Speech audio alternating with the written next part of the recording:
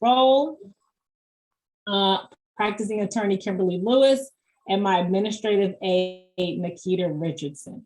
Now, I'm sure the students appreciate everyone's support. And with that, I'm going to turn it over to our final committee member and today's mistress of ceremonies, attorney Chandrika Raynell, and she's going to carry us through the rest of today's programs as our mistress of ceremonies. So I'm excited. Students, get ready, and we look forward to hearing your orations. Ms. Raynell? I said, I'm with you. Just give me a second. I'm trying to get all my links up because I told you I'm always going to put some music or something on it. So I am the mistress of ceremonies. Miss Roll sent me a really cool video the other day. And I was like, I feel like I want to share this with y'all because you guys are people who are in the process of making history. Whether you realize it or not, all of these people started as just like high schoolers like you. If I can just exit this, yes, okay, and move this over and share my screen, and we will be good to go.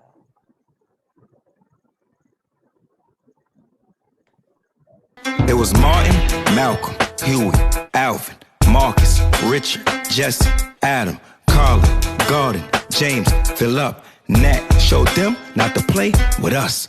Duke, Langston, Thurgood, Robert, Hank, Jesse, Jackie, Muhammad, Paul, Stokely, Mega, Webb. About 3 Benjamins, a good 2 Freds. Women like Harriet, Rosa, Ida, Shirley, Sojourner, Madam, Maya, Mary, Bessa, Ella, and Retta.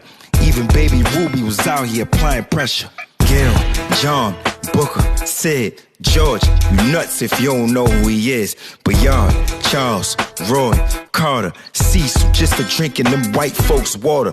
All kings and queens, yes, for real. And to the ones that we lost, like Emmett Till, and all those that's here, we gon' continue to hold it down. Say it loud, black, and I'm proud.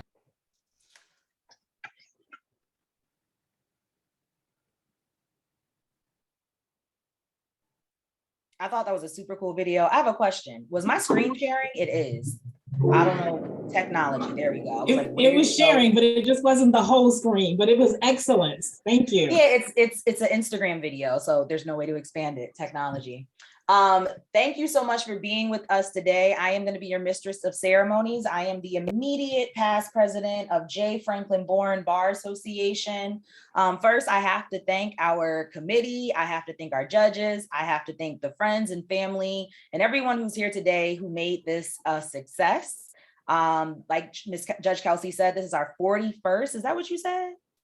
Our 41st annual? Yeah. Oh my gosh. 21st. 21st. 21st. I thought you said 40. I was like, good. I did, but it's 21st. I'm not good at math, but okay. So 21st annual Bi-County Oratorical Contest, and students participating and signing up is what keeps it going. Because listen, we want to give the money. We want to help promote you guys going into the future. So next on the agenda, we are going to sing Lift Every Voice and Sing. I'm going to put the lyrics on the screen. Don't forget the invocation. Oopsie. I told you, Judge Kelsey, I was going to get confused. And then first is the invocation, I'm sorry, by Judge Elamine. Thank you. Let's just pause for a word of reflection. With God's name, the merciful benefactor, the merciful redeemer, we come this morning or this afternoon brimming with appreciation, O Lord, and anticipation. Appreciation for this moment in history.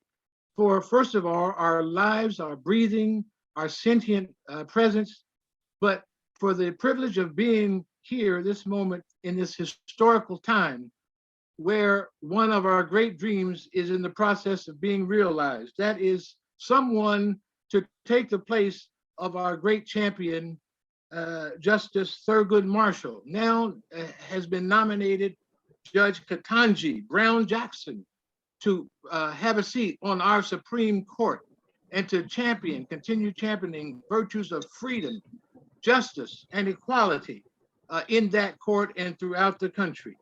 We thank you for the contest, for the people who have made it possible, And we appreciate all the committees and all of the captains who have served on those committees. We also come with a sense of anticipation. We know how great these orations can be, and we ask you to be with these students as they search their hearts and their research, and help them achieve profundity of thought and clarity of expression, and help them to continue the tradition of inspiring us, all of us, to greater and greater things and appreciation of your majesty. In your most holy name we pray, amen. Thank you very much, Judge Elamine. Second, let me get this. And next we're gonna have, we're gonna sing the national anthem. Black national anthem, excuse me. Here's the verse, and we're gonna lift every voice and sing.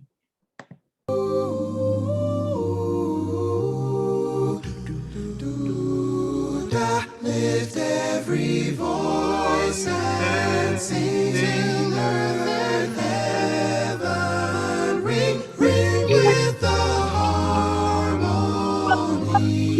of liberty. Let our rejoicing rise high as the listening skies resound. Rolling sea, sing a song full of the faith that the dark past has taught us. Sing a song full of the hope that the present has brought us. Facing the rising sun of our new day begun. March on till victory is won. Stone. Oh. All righty, beautiful, beautiful, beautiful. And then next on our program is, let me look at the program to remember. A message from our current president, Lashina Williams.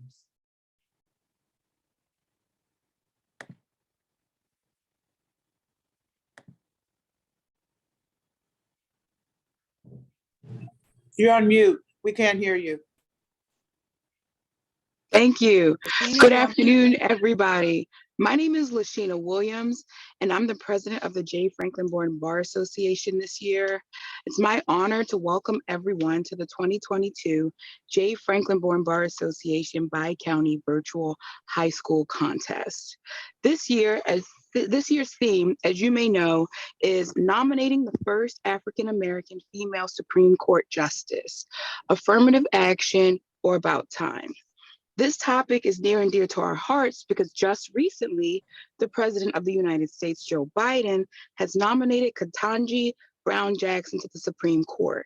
She's the first Black woman to be nominated to our nation's highest court in over 232 years. We are literally witnessing history in the making, and I, for one, am looking forward to hearing the perspective of our young competitors on this watershed moment. For our competitors, my word of advice for today is to remember your truth, to speak up, to speak out, and to speak often regarding your truth, because you never know what impact your words may have in changing the world. I also want to make sure that I thank this year's Oratorical Contest Committee, helmed by the Honorable Judge Sharon Grayson Kelsey.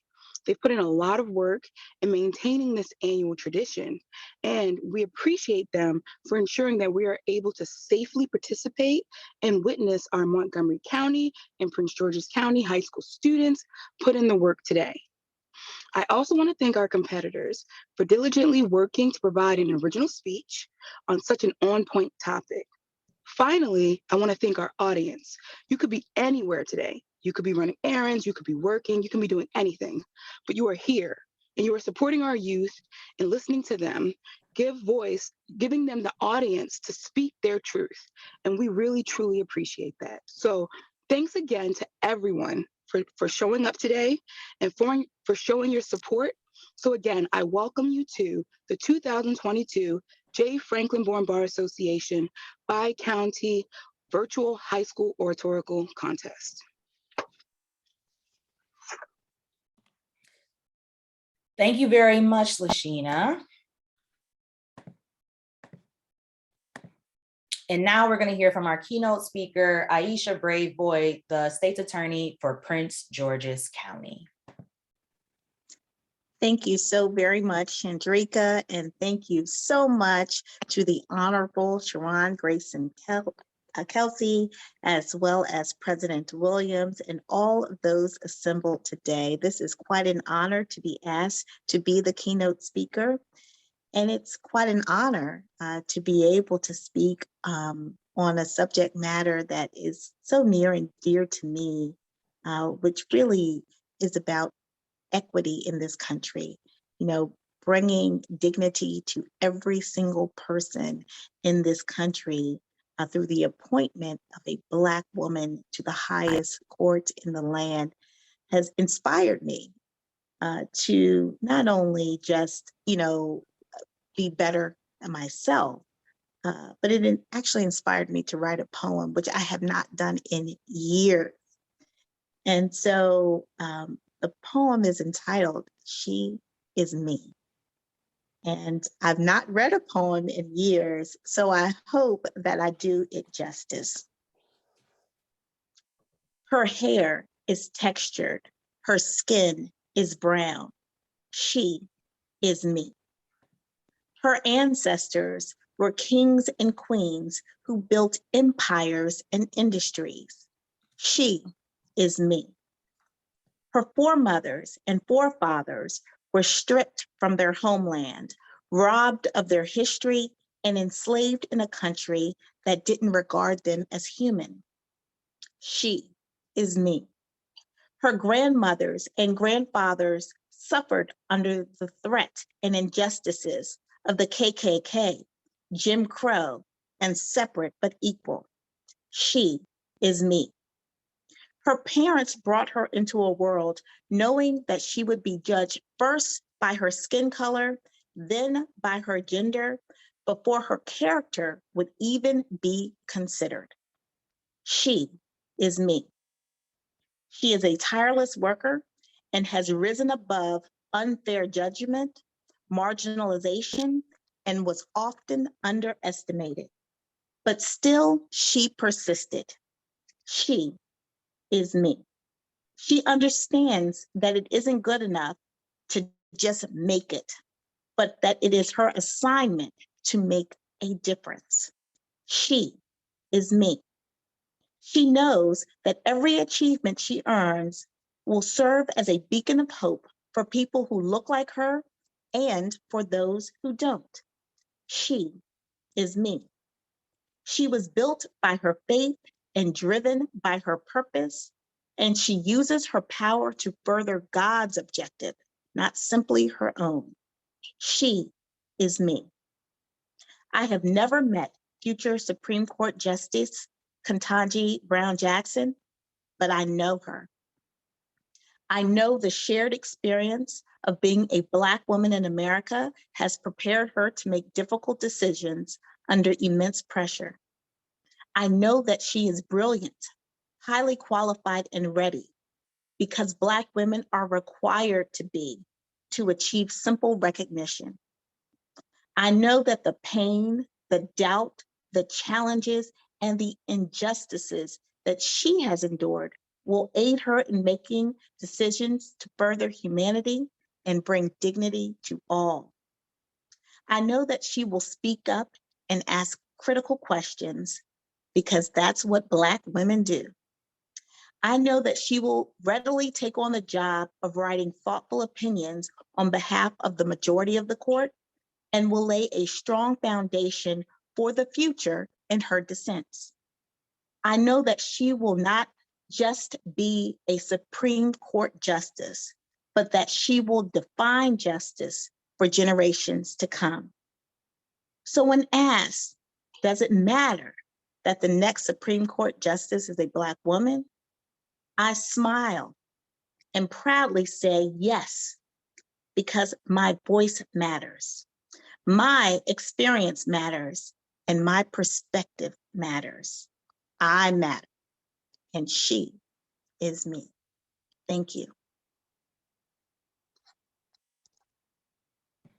Thank you so much, Attorney Brave Boy. That was a beautiful and amazing, and absolutely, she is me.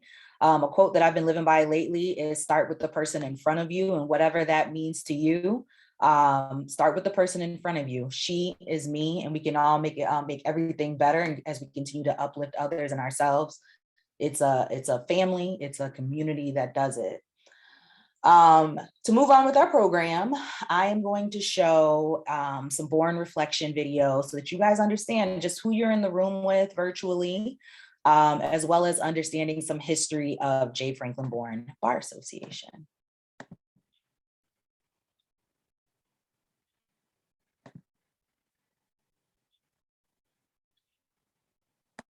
I am the first. I was the first. We were the first. I am the first. I'm the first. The first. I was the first. The first Black African American. African American. African American woman. First African American woman. You want to start from current and go back? That works. All right, okay. I'm just saying. I had no idea that we would have had the number of outstanding leaders, outstanding people who would become county executives, who would become county councilmen, who would in fact become delegates to our state legislature. For us to have this kind of representation in the government, in the judiciary, to see that today. If you study the stories of other people that have been identified as trailblazers, you will find that there is nothing extraordinary about them. It's not so much that we're so much brilliant or we had all the ideas. Sometimes you're in the right spot at the right time.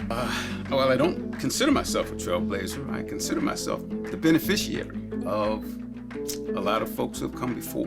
Each one of us stands on the shoulders of someone else. Trailblazer is a rather flattering term. I just look at myself as being one among many. I feel strange about it because while it's flattering, it is also, you say to yourself, what took so long? What's extraordinary is the opportunity that they took to go and follow a path that was not marked by someone else. I'm the first person in my family to go to college. I was the first person in my family to ever attend college. I think if someone's a trailblazer or a first, it means more to your community probably than it does to you, because ultimately you're represented. You are a symbol.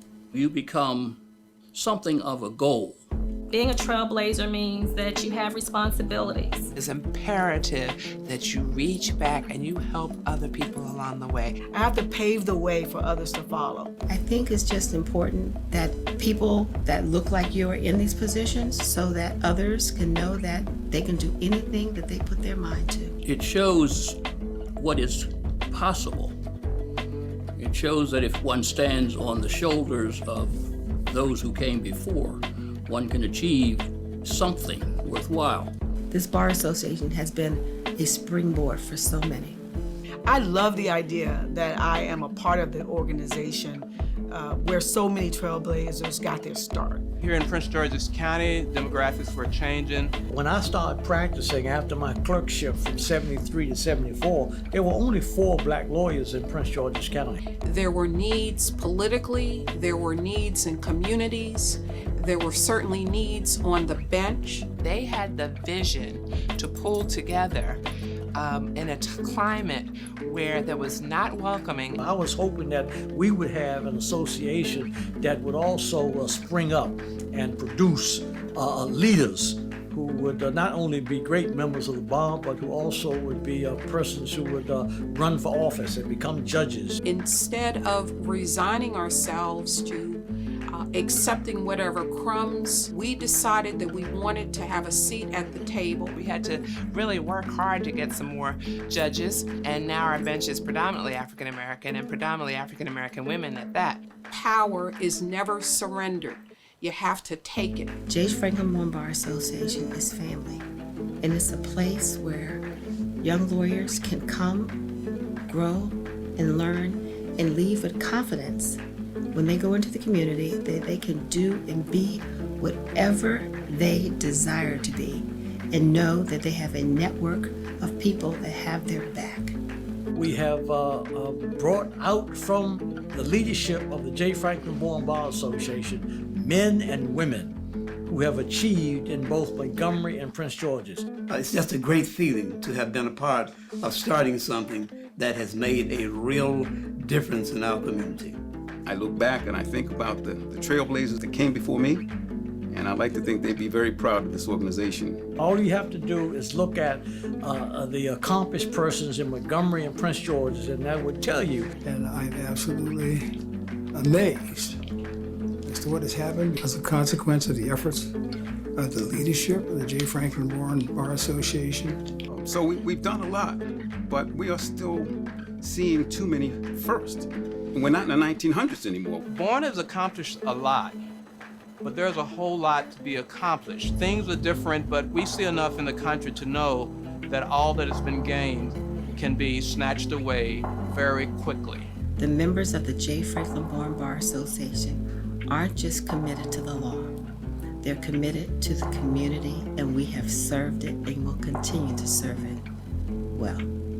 I am a Bourne first, but I will not be the last.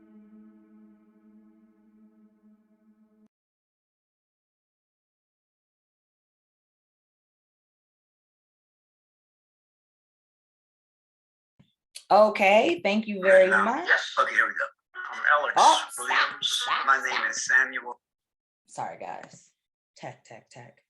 All right, so I hope that you guys found that video and Attorney Brave Boy's poem to be very inspirational. I was just talking to Judge Houghton yesterday and just saying how far along the Bar Association has come since 1977 when it began. And we are fortunate enough to live and or work in Prince George's County, which is now predominantly Black, but that was not done without hard work on the ground by people like from this bar association that are judges today and things of the sort. So just know that we're out here to support you, and that Bourne Bar Association has been around for a while and will continue to be around to be able to give back to our community.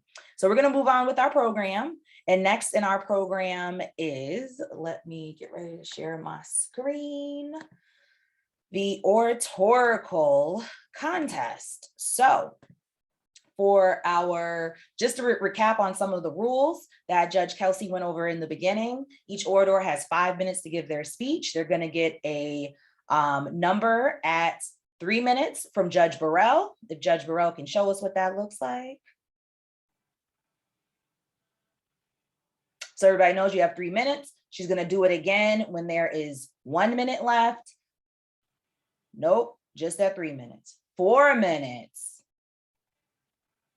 And 5. Okay, that's a little bit different. Okay, got it. So that's how they'll be doing it. It's been explained to them, but just so you guys see, because you're going to see 2 people on your screen, you're going to see the orator, and you're also going to see Judge Burrell doing those numbers. So that's what that's about, to make sure that the orator knows how much time that they have left. All right, so for our first orator, it is Angel Atuonah. Is that correct? Is that how you say it? Atuonah or Atuonah is fine. Oh, I want to say it correctly. So, all right, if you could tell us the school that you attend and the grade that you're in, and then you are good to start. Okay, so my name is Angel Atuonah, and I attend Frederick Douglass High School, and I am a 12th grader. All right, you're good to start. Okay. 68 years ago, I got to go to a well-funded school. 57 years ago, I got the right to vote. 39 years ago, I became Miss Universe. 17 years ago, I was elected for the first Secretary of State, and last year, I was elected as the first vice president. People achieved this greatness, but it wasn't just people. It was people who look like me, people who inspire me, people who struggle like me, and people who represent me. And it was all done by a Black woman. For a Black woman to take place on the Supreme Court, it makes me feel like I can achieve anything. So when the question presents itself, is it affirmative action or about time? It's like asking, is it because she's Black or is it because she's qualified? And never have I heard of a person of color profiting off of their discrimination. Affirmative action, to think about that word makes me think about white guilt. White people are guilty and they struggle to see the success someone has because of their skin, and that is superficial. In 1994, the state of Maryland decided that at least 10% of its contracts would award go to minority and female-owned firms, and it meant more than its goal. But how well do these sheltered businesses survive a long term without extraordinary protection? And with almost 30% of Black families still living in poverty, what is the real effects? Affirmative action doesn't work, and Ketanji Brown Jackson being nominated for the first Black woman on the Supreme Court is a product of her own success.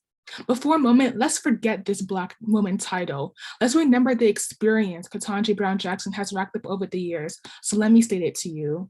Ketanji Brown Jackson has a bachelor's degree in government from Harvard University and their law school. She's a judge for her district for 8 years, and she's a member of the Harvard Board of Overseers, which is a senior governing board.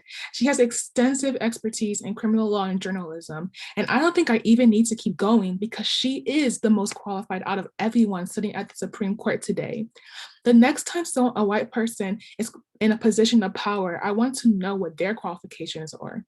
She's more than qualified. She raises 2 daughters. She's a mother. She's been through a struggle. She's been racially profiled. She's worried what kind of world her girls will grow up in. Black women always receive the short end of the stick, and yet when their education is higher than everyone else, it's all of a sudden affirmative action. Black women educate themselves so that nobody has to question the decision, because there's nothing more memorable than proving someone wrong with a degree. I can relate this to something. I want to explain an experience I came across recently. As a senior in high school, I have to go through the college experience. Now, to be realistic, there's a lot more predominantly white institutions than historically Black colleges, so it's common that my list ends up being mainly PWIs.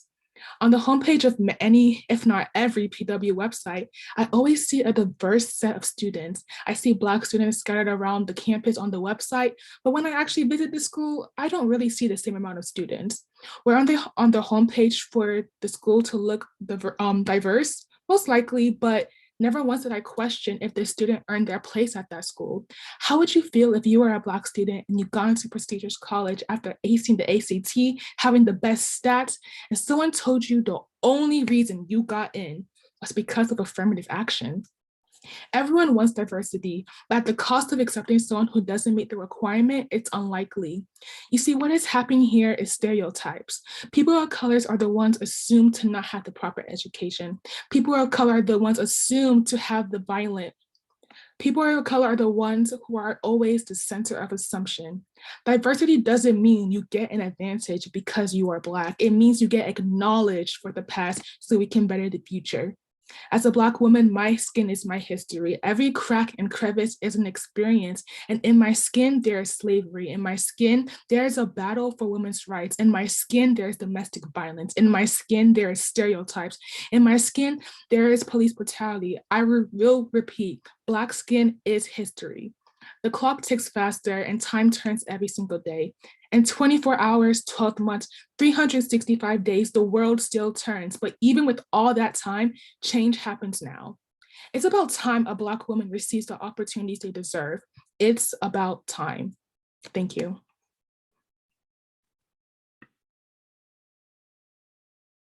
Please, everyone feel free to use reactions. I know it's hard on Zoom, but that's why it's so important to keep videos on so that she can see our smiling faces and such. But amazing job. Thank you so much, Angel. So now we're gonna have the judges. Ms. Lewis is gonna accompany them into the breakout room for them to score the orator. So please, judges, please, click join on your screen so you can join the breakout room.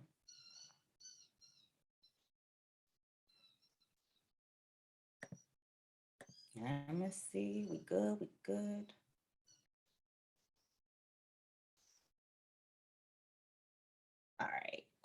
they're in there. All right, awesome. So now comes the fun part.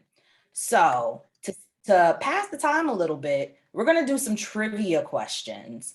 And for those questions, some will result in the award of a gift card.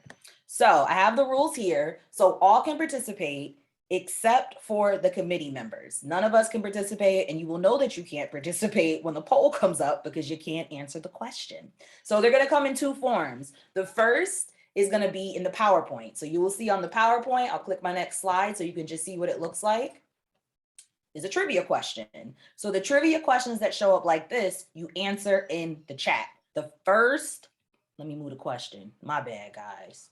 That one. The first person to answer gets the prize, gets a Amazon gift card. You would have to give your email address to Judge Kelsey for you to get that sent to you electronically. The second way is through poll questions. Anyone who's worked with Zoom before, they may have experienced a poll. With polls, it just pops up on your screen and you answer it. Those are not for a prize, but just to expand your knowledge a little bit. So does anyone have any questions about that?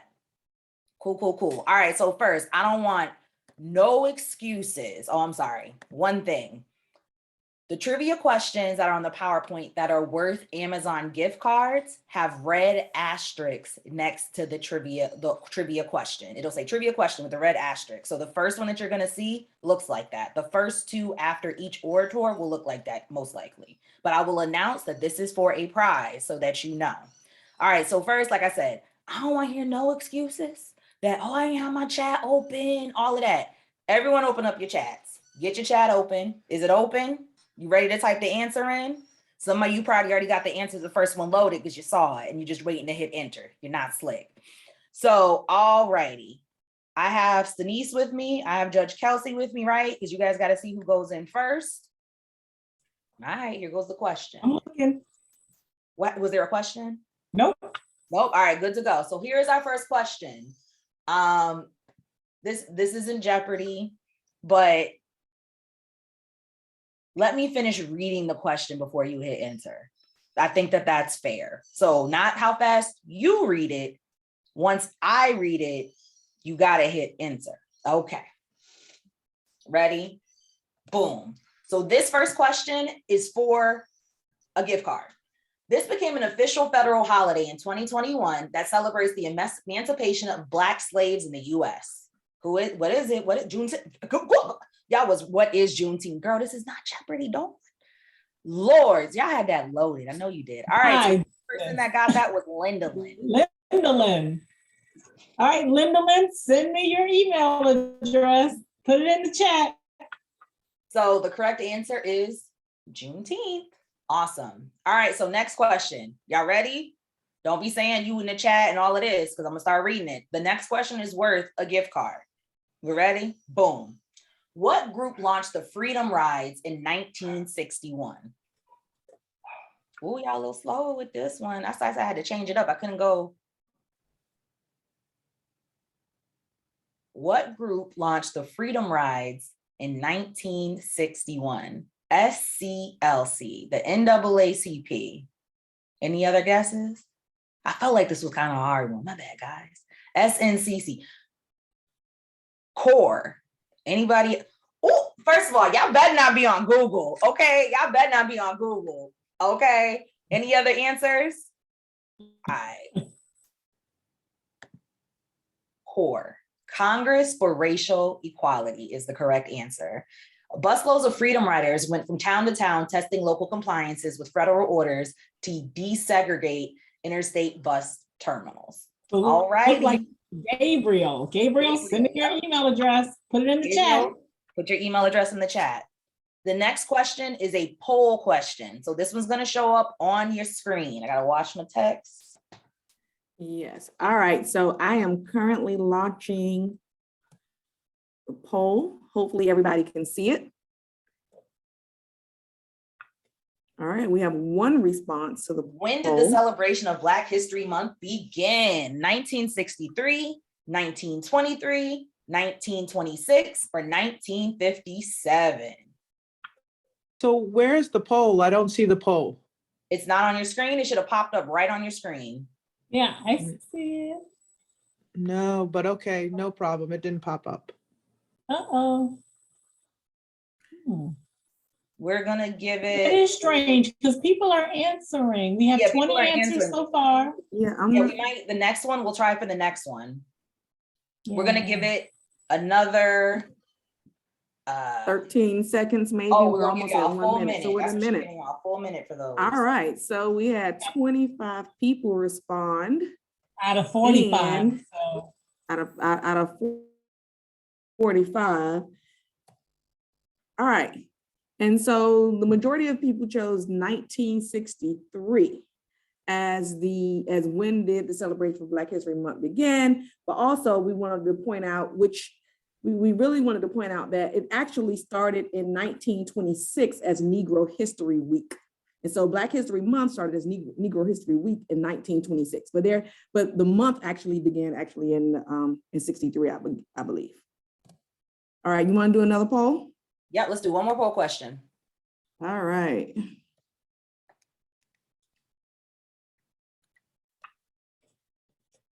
All right, so which president officially recognized Black History Month?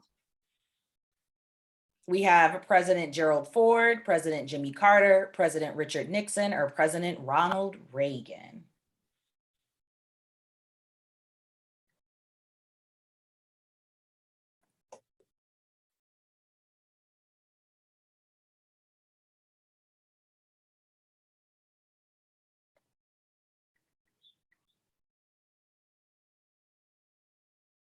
We have an answer in the chat from DSS that says Gerald Ford was their vote. All right, so the correct answer is actually President Gerald Ford, and we had 8 participants get that answer correct. Good job, guys.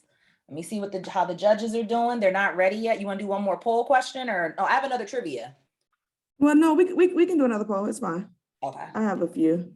All right, let's try one more poll. Now, this one is kind of hard. So the question is, what is the 2022 Black History Month theme? Now, honestly, I did not know that every Black History Month had a theme. But the question is, what is this year's Black History Month theme?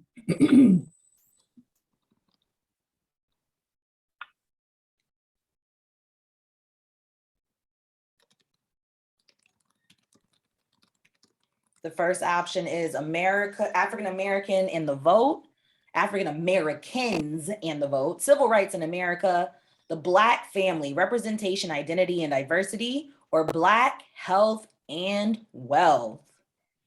And the answer is, well, let me tell you what. So we have 50% with Black health and wealth, and that is actually the answer, Chandrika. So last year, the 2021 theme for Black History Month was the Black family, representation, identity, and diversity, and that's what came in second place. But this year's theme is actually Black health and wealth. All right. Let's see. I have another trivia question for you guys. Before he was elected president of the United States, Barack Obama served as a U.S. Senator. Oh, my bad. I have to share my screen so y'all can see it. Oh, you can see my screen. I just want to make sure. Sorry, I got 2 screens. Make sure. Served as U.S. Senator for which Midwestern state? Guy waiting on me. She's give me a second, guys. They're not waiting on me. Illinois is correct. So there goes a picture from back in the day in Illinois with Uncle Barack. President Obama was elected as the junior U.S. Senator from Illinois in November 2004 and filled that role until he was elected president 4 years later for 2 terms.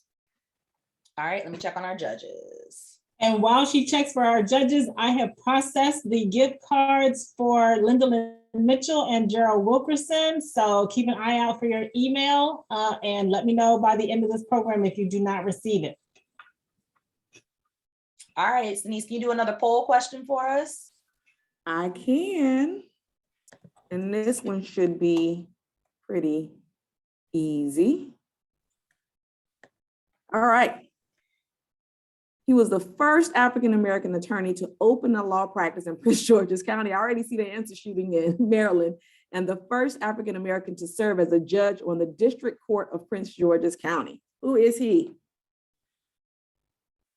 I will say, I think I gave her the other options just to trick y'all a little bit, because they're big names in Maryland, and they definitely had first for all three of them. But which one opened a law practice in Prince George's County, Maryland, and was the first African-American to serve as judge on the District Court of Prince George's County? Denise? All right. So Chandrika, it seems as though most people, 80%, 80% feel as though it's the Honorable J. Franklyn Bourne. What do you think? I think that's right. This is the person that J. Franklyn Bourne Bar Association was named after. And I have to say that this is just two of the many and numerous accolades of J. Franklyn Bourne.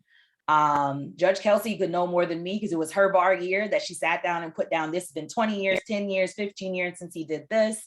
He helped in creating the Human Relations Commission in Prince George's County. He went on to become a circuit court judge. It was him and James H. Taylor who actually opened the law practice together. And James H. Taylor was the first African-American circuit court judge in Prince George's County. Am I right about that? Did I say that right? Yeah, you got it. Right. They be teaching me. Okay, so we have our judges. I don't think Judge Bourne ever got to the circuit court. He was no.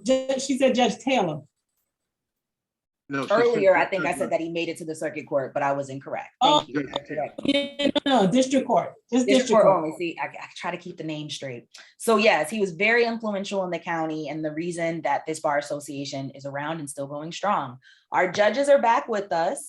So we are going to go to our next orator. Our next orator is Joyce Banjo. Okay, so I will spotlight her along with our timekeeper, Judge Burrell, and we will be ready to go. Okay, Ms. Banjo, if you can tell us the school that you attend and your grade, and then you can begin your presentation. Hi, good afternoon, everybody. My name is Joyce Banjo. I attend Frederick Douglass High School, and I'm a senior, 12th grade.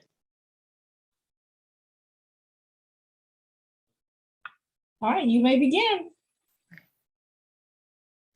Judge Ketanji Brown Jackson, Harvard University and Harvard Law School educated, a former federal judge on the United States District Court of the District of Columbia, currently serves on the U.S. Court of Appeals for the D.C. Circuit, and as of yesterday was President Biden's Supreme Court nominee. Justice Leandra Kruger, Harvard College and Yale Law School educated, had 2 former clerkships, currently serves on the California Supreme Court. Judge Leslie Abrams Gardner, Brown University and Yale Law School educated, a former assistant United States attorney in the Northern District of Georgia, who currently serves as a federal judge in the United States District Court for the Middle District of Georgia. All information was sourced from ballotopedia.org. These people all seem to be more than qualified to serve on the U.S. Supreme Court. So what's the issue? The issue is that they are all Black women, and society believes that because they are Black women, they certainly cannot be qualified for such a prestigious position in the Supreme Court. Thus, some Americans deduce that the only reason these Black women got into the position that they are in now is because of affirmative action. But to me, the real issue is that our view on affirmative action is severely flawed. So let's break down what affirmative action actually is. Cornell Law School defines affirmative action as, quote, a set of procedures designed to eliminate unlawful discrimination among applicants, remedy the results of such prior discrimination, and to prevent such discrimination in the future, end quote. Affirmative action only occurs in circumstances where representation and diversity are lacking, which unfortunately includes almost every single industry in the United States, from education to employment. The purpose and the intended goal for affirmative action is to increase diversity and decrease discrimination. And absolutely nowhere in this definition or in the execution of affirmative action is it implied that we should undermine the achievement of others or give a free pass to those who don't deserve it. This preconceived notion that affirmative action is a bad thing and the negative connotation that society has attached to it is wrong and proves damaging to a lot of minority groups. In fact, let's look at this from a historical context. Affirmative Joyce, action was introduced in Joyce, 1964. Ms. Banjo, I am so sorry to interrupt you. We had a tech issue. The judges were not in this room when you started. Okay. So you are going to have to start over. I am so sorry. I saw Kim come back and then I realized I didn't see the judges, so they didn't hear That's any fine. of your speech. I apologize. Sorry for That's confusion, fine. guys. All right. So if you can say your name, your school, your grade, and then you can start. Okay. Good afternoon, everybody. My name is Joyce Banjo. I attend Frederick Douglass High School and I'm in the 12th grade. I'm good to start. You are good to start. All right. All right, starting now. Judge Ketanji Brown Jackson, Harvard University and Harvard Law School educated, a former federal judge on the United States District Court for the District of Columbia, currently serves on the U.S. Court of Appeals for the D.C. Circuit, and as of yesterday, was President Biden's Supreme Court nominee. Justice Leandra Kruger, Harvard College and Yale Law School educated, had 2 former clerkships and currently serves on the California Supreme Court. Judge Leslie Abrams Gardner, Brown University and Yale Law School educated, a former assistant on the United States Attorney in the Northern District of Georgia, who currently serves as a federal judge for the United States District Court for the Middle District of Georgia. All information is sourced from ballotopedia.org. These people all seem to be more than qualified to serve on the US Supreme Court. So what's the issue? The issue is that they're all Black women, and society believes that because they are Black women, they certainly could not be qualified for such a prestigious position. Thus, some Americans deduce that the only reason these Black women got to the position that they are in now is because of affirmative action. But to me, the real issue is that our view on affirmative action is severely flawed. So let's break down what affirmative action actually is.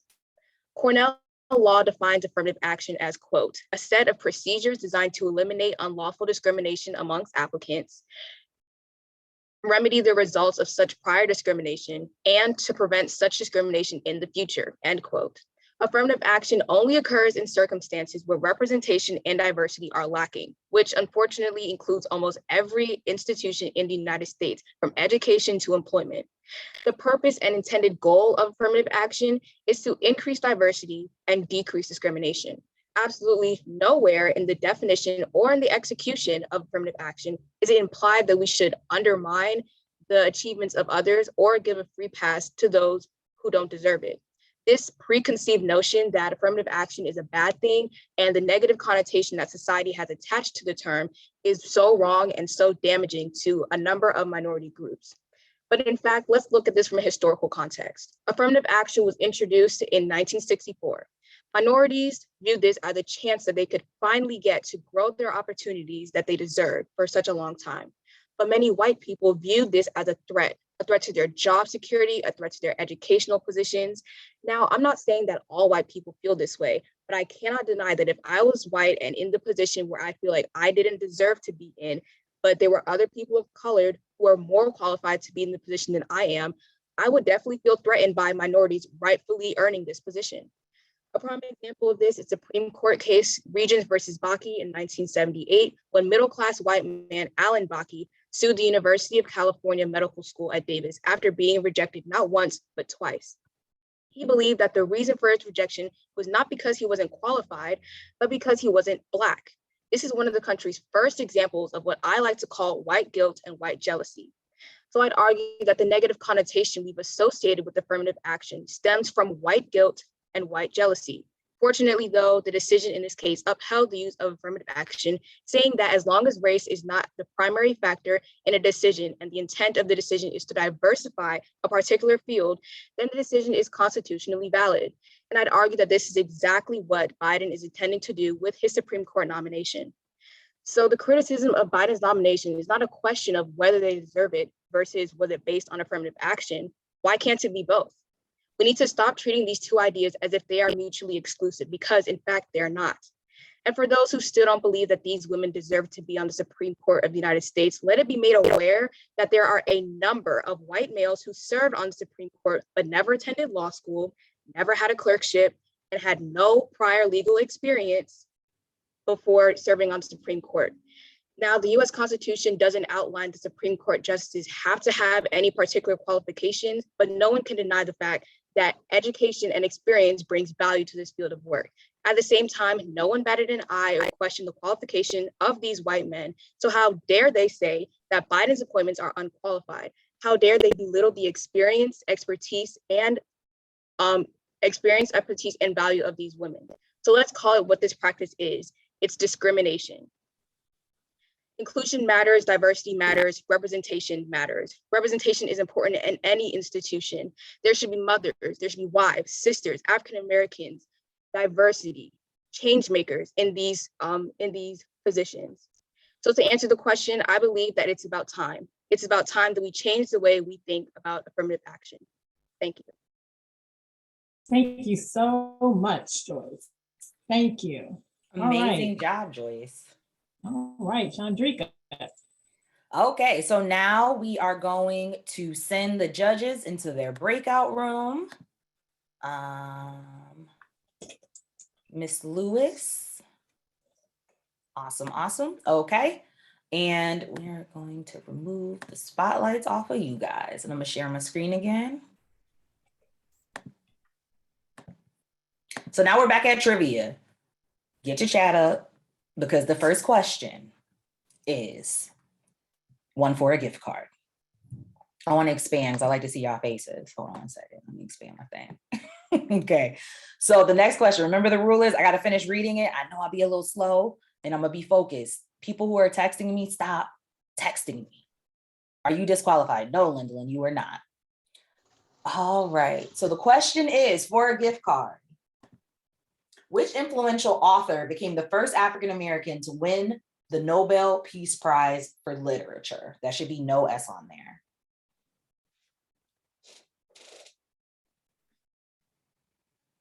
We got a Langston Hughes. We got a Toni Morrison.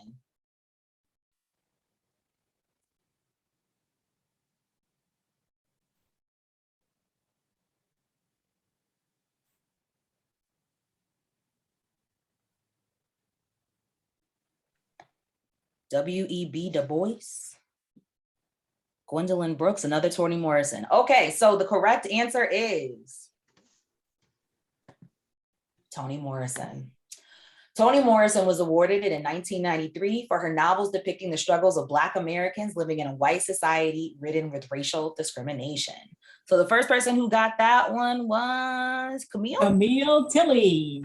Camille Tilley. Camille, if you can put your, send Sharon your email address and chat direct or just in there, however you want to do it. Okay, so the next question, have your chat ready, is another one for an Amazon gift card. Your chats are up and we're ready to go. Okay, we about to hit it. Boom. Which JFB, J. Franklyn Bourne Bar Association past president received a patent for his hygiene invention?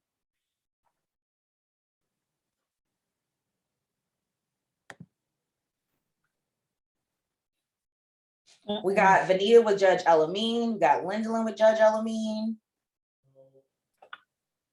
Do you have any other answers?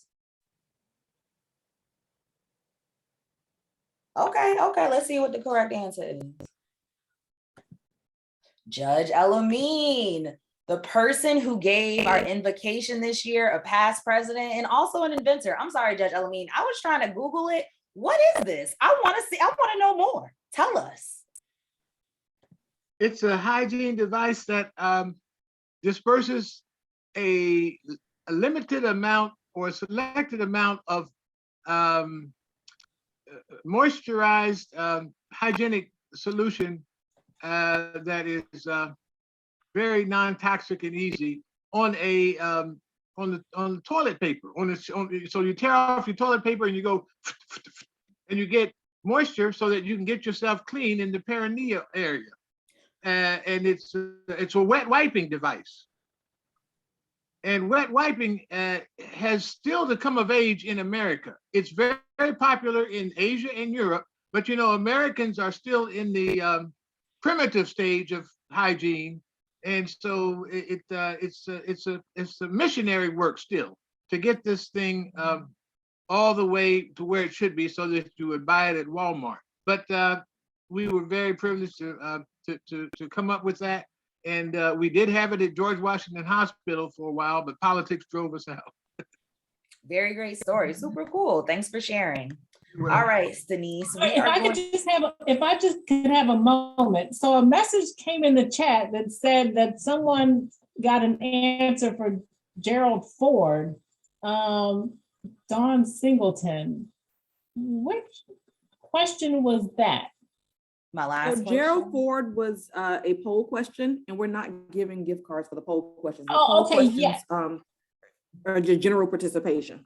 Right, so the email addresses are only for the questions that have asterisks on them, and they are questions that are not poll questions. All right, Okay, we're gonna move to a poll question, which is not for gift cards. Denise, kick it off. All right. Founded in poll question number 5. Sorry, go ahead. Well, founded in 1865, this is the oldest historically Black university in Maryland. All right, we got some results It's coming moving in a little here. bit. Hold up. It is All right, moving. It is moving. I noticed we're getting about 50% participation. Where is everybody? All right, so we actually have, and we only have 40% on this one, so it's still time for folks to chime in. And so what do you think? Is it Morgan State University, Coppin State University, or Bowie State? And you know, an important lesson too, it's okay to be incorrect. That's how you learn. So go ahead, make your best guess. And I want to be clear, I Judge Googled Kelsey, these these are questions. I didn't know anonymous. this stuff. And these are anonymous polls, Judge Kelsey. So we don't know who answered what and who answered correctly or not. So that's the reason why we did the polls in addition to the trivia questions in the chat, because no one knows who you are. We want everybody to be able to participate. Miss Jackson, Right, so social I'm worker, going to said Bowie end- State. Well, so the correct answer is actually Bowie State. And we had about 39% of the individuals that responded to get that one correct. So Bowie State, you all. And Nashaya said that's her, that is our alma mater. Shout outs to Bowie State, bringing out excellent. Aren't they known for a specific program? Like, I can't remember. Don't give me the line. Let me stop. All right. Denise, we want to hit Let's do another one? Yeah, another poll question. Okay.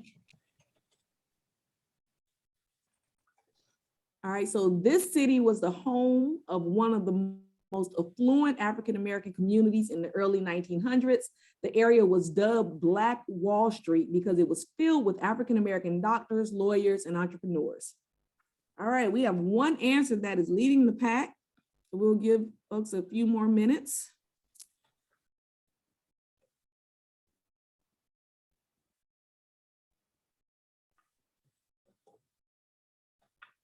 All right. Okay, Chandrika, what do you think the answer is? Tulsa, Oklahoma. All right, you're absolutely right. The answer is Tulsa, Oklahoma, the home of Black Wall Street. There's a really awesome documentary. I think it's on Hulu right now on it. I found it to be really good because I think oftentimes it talks about like Black Wall Street the day of and after. This talks about the community before that and just how it really was just its own little town running and functioning. And then unfortunately the massacre took place. All right, we have another trivia question. This one is not for a gift card, not because there's no asterisk next to it. The question is, get your chat up. In 1960, 4 African-American college students staged a sit-in that helped integrate this store's lunch counter. What is the name of the store? This one is like really specific. It's very specific. What I will, okay, never mind. All right, never mind. Yeah, okay. Guess y'all, I ain't expect nobody to answer. Gabriel said it's in Greensboro. That's all I knew was that it was in Greensboro. So we got Woolworth. It's in Greensboro. That's all I know. The documentary was very good and spoke to us working together. Awesome. Woolworth. All right, the correct answer is Woolworth in Greensboro, North Carolina. Oh, it's a museum now? I didn't know that. I assumed it. So Camille is the winner of that one. Okay, we got a double hit. All right. All right. All Chandrika, I right, think she's the sending them judges back. may be ready. Yep, let me just make sure they're all in here this time. Not like last time. Camille, if you could put your email address in again, because all the answers have pushed it way up and out of the way. So if I could get you to put your email address in the chat again, that'd be great.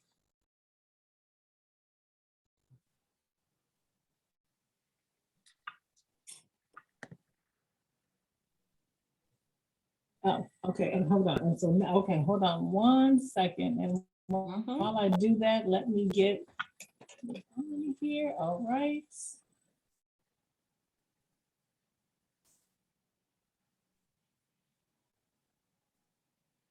All right, I think we're ready.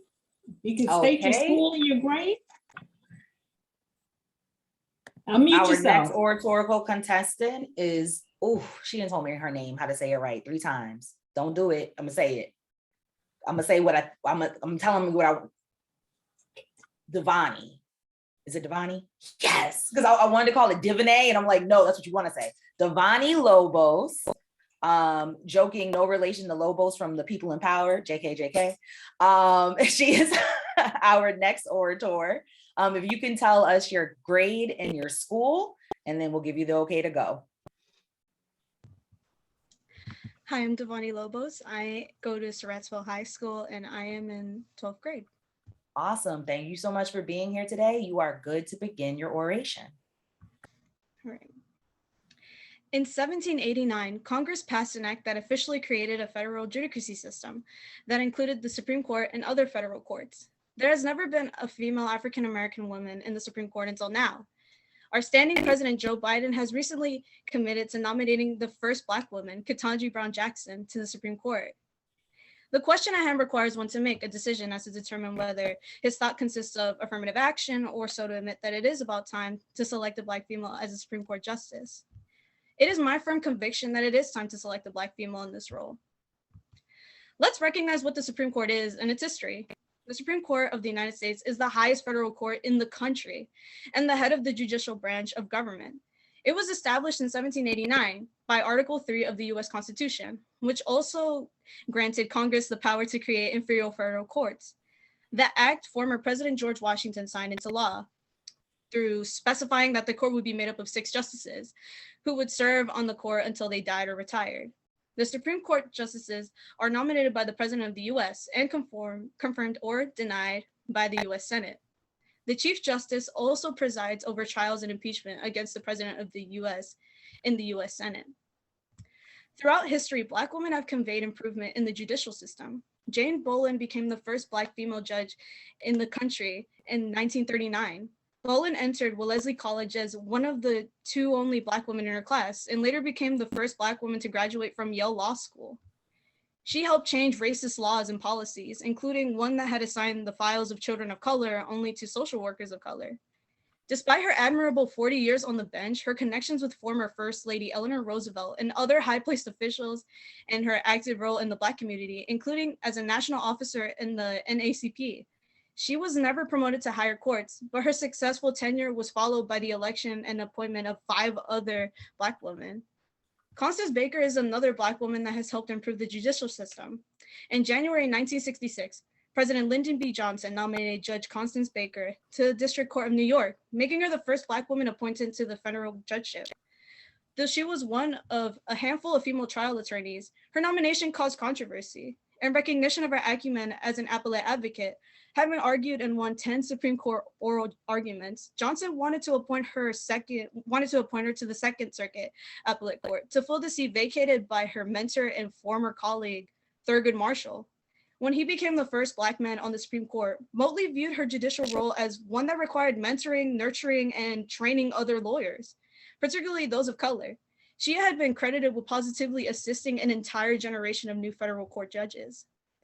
These are some of the many examples that the Black community, specifically African-American women, have had in the justice system. Now having Ketanji Brown Jackson to the U.S. Supreme Court Justice, who currently serves as a judge in the U.S. Court of Appeals for the District of Columbia, and who the White House described as an exceptionally qualified nominee in a statement, and is poised to become the first Black woman to serve on the nation's highest court. Though Black women are underrepresented as judges in the nation's court system, Jackson's nomination marks the latest milestone in a history of Black women lawyers that dates back to 150 years. For many, civil rights was a major motivation for practicing law. With this in mind, what woman paid for this to happen? The history, they say, starts with Charlotte Ray, the first known Black woman lawyer in 1872, both in terms of earning a degree and getting a license to practice. Lutui Little faced the same obstacles. The first Black female law professor taught for a year at the Central Tennessee University in Nashville from 1898 to 1899. So yes, I would say it's about time. Jackson would be the first Black woman to sit on the court on its 232-year history, and her confirmation would bring to the bench a near gender parity, with 5 men and 4 women. A third of the court would be made up of people of color. After all the sacrifices, blood, sweat, and tears. Thank you. Thank you very much. Awesome job.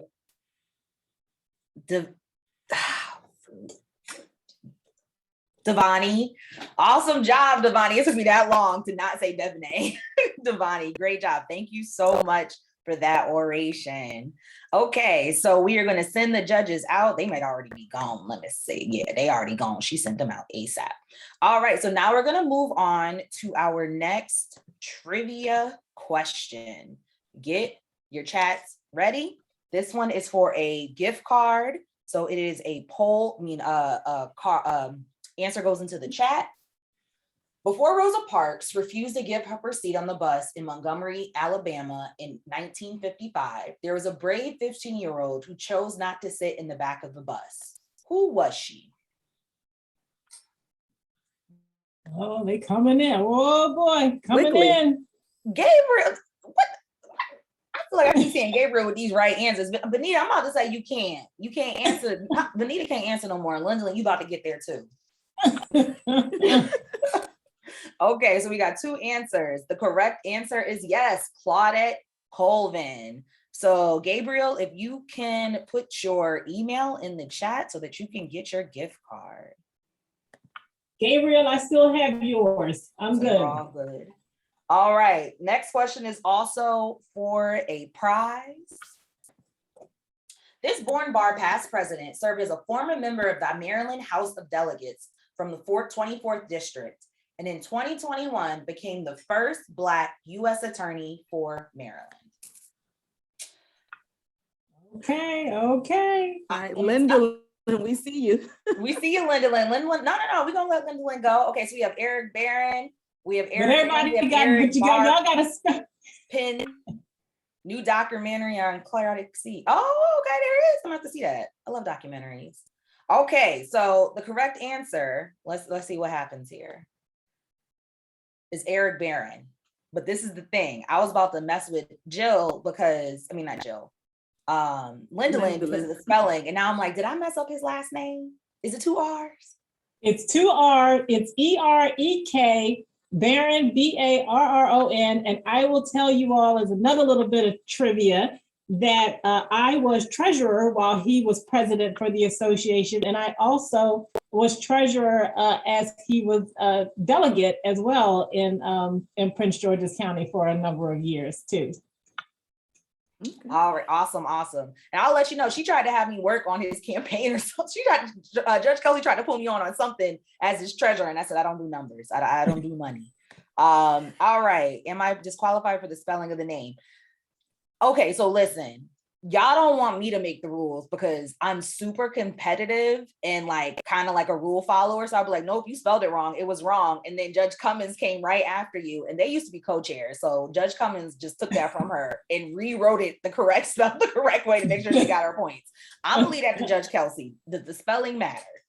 I'm gonna say yes, because you know the name is the name, and it's Eric Barron with 2 R's. So we have our winner this time, Judge Jill Cummins. And while we're at it, welcome, Judge Cummins. I think we need to go back through and see if there are any other special guests we need to recognize as well.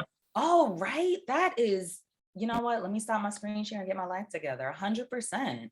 All right, Judge Cummins, if you could post your email address. Oh, yeah. I see that we have, I'm just scrolling down the list, We've already entered. We have Judge Turner. Okay, let me spot. Oh, I don't know if your video is on, so I'm not going to do it. Judge Turner is a circuit court judge for Prince George's County, Maryland. I don't know if her camera's on or anything, but she is present. Actually, she retired in December, so she is a retired member of the circuit court, but she is a staunch supporter of our oratorical contest. And I just want to personally thank her for always showing up and showing out and encouraging our students. Thank you so much. Absolutely. Thank you so much, Judge Turner. We also have Judge Jill Cummins, who sits on the circuit court for Montgomery County. No one is required to take their camera off. It is a Saturday afternoon. So thank you so much for being with us. She is a past co-chair of the Montgomery County Committee. She did it for many, many years. Very committed, because you see she's still showing up for us today. Yep. Anyone else? I see we have Ms. Bourne Perrin here. She is a family member of J. Franklyn Bourne. So I do want to highlight her just to understand that his family definitely supports the organization. And I do want to take a minute to see, I see some people who say like DSS or social worker, definitely not trying to put nobody out there, but I am so happy to see the support of the community. Because I'm seeing that there's school counselors, I think, in here and things of the sort. So the support of the community means so much. And I'm so glad that all of you could be with us today. All right, we're going to go to our next question.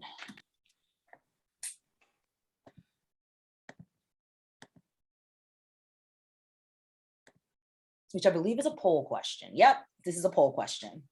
Oh, okay. So you're gonna click on your screen. Speaking of Black attorneys and judges, she was Howard University's first female law student and became the first Black woman lawyer in 1872. I feel like I may have heard an orator mention her. I could be wrong. I think I heard that name up in there. Some of them orators, y'all was doing some research. I see y'all. Yeah, you should have heard this name. Charlotte Ray was definitely mentioned today. Definitely heard that name. And I was like, Charlotte Ray, I was like, is that one of the questions? Are you trying to give away the answer, Chandrika? Oh. No, I'm just a little slow sometimes.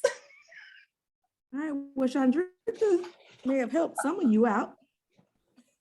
For those who haven't participated just yet.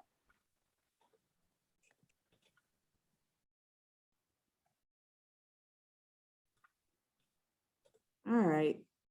We see you in the chat, DSS. We note your Charlotte Ray answer. So I'm ending the poll, and Chandrika kind of let the cat out the bag. It is actually Charlotte Ray. Charlotte Ray was the first female law student, Howard University, first Black lawyer, 1872. Yes, 1872. And here we are in 2022. On the cusp of having the first Black female appointed to the Supreme Court. You want to do one more poll question? Absolutely. So let's see. What about, well, no, we already asked something similar to that. So let me try this one. All right. What about this one?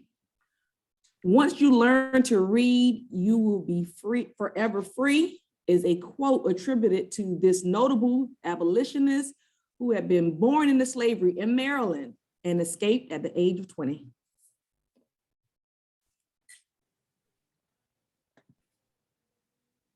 All right, this is an easy one. Everyone should know this one. For most people. We're seeing a bunch of Frederick Douglass, nobody giving Sojourner Truth or no Nat Turner, no love. And then the second option so far is Harriet Tubman. Somebody threw in Nat. Somebody said, nah, Nat up in there. That sounds like some stuff Nat would do. DSS said Harriet Tubman. I know, I'm so silly. You want to close it off? All right. The correct answer is What's the correct answer, Chandrika? Frederick Douglass. Frederick No! Douglass, that's right. Oh, it is. I was like, no, that's right. Okay, just look, I was mixing up. It's Frederick Douglass, right? Because I was like, wait, Harriet was born here too. I didn't look at the quote real hard, to be honest with you. So the people who said Harriet Tubman wasn't from Maryland. So I see why you went that way. It was actually Frederick Okay, Douglass. I believe we the have judges. Frederick Douglass House, right? That's is it in Southeast DC? DC. In Southeast It's, DC. in Southeast in Anacostia on a big hill. It's very beautiful. I went last summer, but it was closed because of COVID. And Harriet Tubman, what's the name of it? The Obamas built it during their term. It's basically out like Eastern Shore. I drove it when I was coming back from Ocean City. Amazing museum. I was telling I think it's in last night. Eastern Maryland. Right. Over I can't think of the name. It's right across the bridge. Yeah, I can't think of it either. I was driving back. I just know we were driving back from Ocean City, and it was like, oh, so we went to like her birth site, which was just a field, and then the museum, which was amazing. So if you ever have time to go out there, you should see it. It was definitely a cool experience, and I believe it's free. All right, I think we got our judges. In addition to seeing the that, Chandrika, too, they also have a trail too of portions of the Underground Railroad in that area, which is fascinating as well. Okay, Kim, you can bring them back. They can hear the end of the discussion, so because I just want us to be able to go once they're in. So I wait. So Chandrika and Judge Kelsey, Sarah says that her husband proposed to her after touring Frederick Douglass's house in Southeast. Wow. Oh, nice. How nice. How special. Yeah. All right. Are we ready, or do we need another poll question? No, they've been ready. You just got to bring them back. So once they're ready, Kim, you could just bring them back. I just appreciate the text as the heads up. Okay, so we have our next orator, which is Trinity Thompson. 1 second, because I want people to get their shine of having their name on the screen. If you want to screenshot it, take a picture, go ahead, because I know that I surely always do. So we have Trinity Thompson with us now. Trinity, if you can tell us your school and your grade, and we'll give you the okay to go. Good afternoon. My name is Trinity Thompson. I attend Charles River Flowers High School, and I'm a junior. All right, great. Thank you. You are good to start. Before we can get into the possible reasoning behind President Biden's decision, let's take a look at what affirmative action really is. The meaning of affirmative action by definition is a set of procedures designed to eliminate unlawful discrimination among applicants. Affirmative action first appeared in President Kennedy's executive order during the year of 1962. The order specifically states that the contractor will take affirmative action to ensure that the applicants are employed and that applicants are treated during employment without regard to their race, creed, color, or national origin. So although affirmative action has been around, its main purpose was to give minorities a fighting chance at the opportunities that non-minorities were able to obtain easily. For example, the most popular is college admissions. One of the most important things for colleges is for them to increase diversity. Because of this, they try to accept a certain amount of minorities in order to keep this diversity high and keep more people wanting to come and make them feel more welcome. Even though these minorities are just as qualified, it's their ethnic identity that gives them that extra push needed to retrieve a certain spot. This is just one example of the way affirmative action is used in today's world, but this same thing is also seen in the employment world, which brings us to today's topic of President Biden's efforts to appoint the first African-American woman as a Supreme Justice being akin to affirmative action. It's not just about being an African-American, but it's about being an African-American woman. Black women have long been overlooked for positions of power in this country, even when they are some of the most qualified.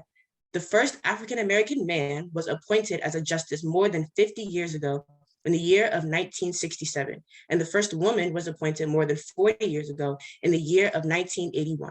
The Supreme Court has been around for more than 200 years, and yet there has never been an African-American woman as a justice, even when they are more than capable of holding the position.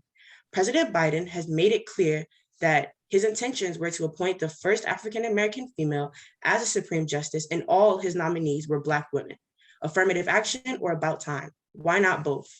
In a recent CNN interview with GOP Senator Robert Wicker of Mississippi stated, and I quote, "The irony is that the Supreme Court is at the very same time hearing cases about this sort of affirmative racial discrimination while adding someone who is the beneficiary of this sort of quota. This country stands on the ideals of free and equal opportunity for all. So what makes this time so different than the others? It's because it appeals to a group of people who are relying on President Biden for change. During the term in which President Trump was our leader, the Black community felt as if they had no support. There was an increase in racism, discrimination, and overall prejudice toward the African American community. Even though slavery and segregation were long abolished, there still was not much change, and it seemed like there was even less Black representation in positions of power. So it has never felt like this was the land of free and equal opportunity. So when it came time for re-election, we were looking for differences to be made. With President Biden being new in office, a lot of the Black community are looking to him for better guidance and support, even more so after the many protests and riots that have been happening in alliance with Black rights and equality. These are some of the toughest times for the African American community. So while it may seem coincidental that he decided to elect the first African American female as a justice, I believe that it is akin to affirmative action. So I leave you with this quote: "Affirmative action was never meant to be permanent, and now it is truly time to move on to some other approach," by Susan Estridge. Now it really is about time. Thank you. Thank you so much. Excellent job, Trinity. Thank you. All right, we're going to send our judges into the judging room for them to tabulate and put their scores and such in. All right, we're going to move on to our next trivia question. This one is not for a gift card.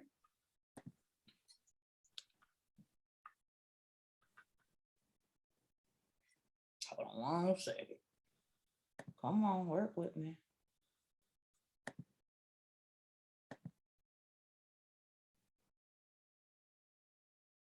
Judges, be sure to hit join on your screen. Is it there? No? All right, let me do it. It might be glitching out. I might have to do it real quick.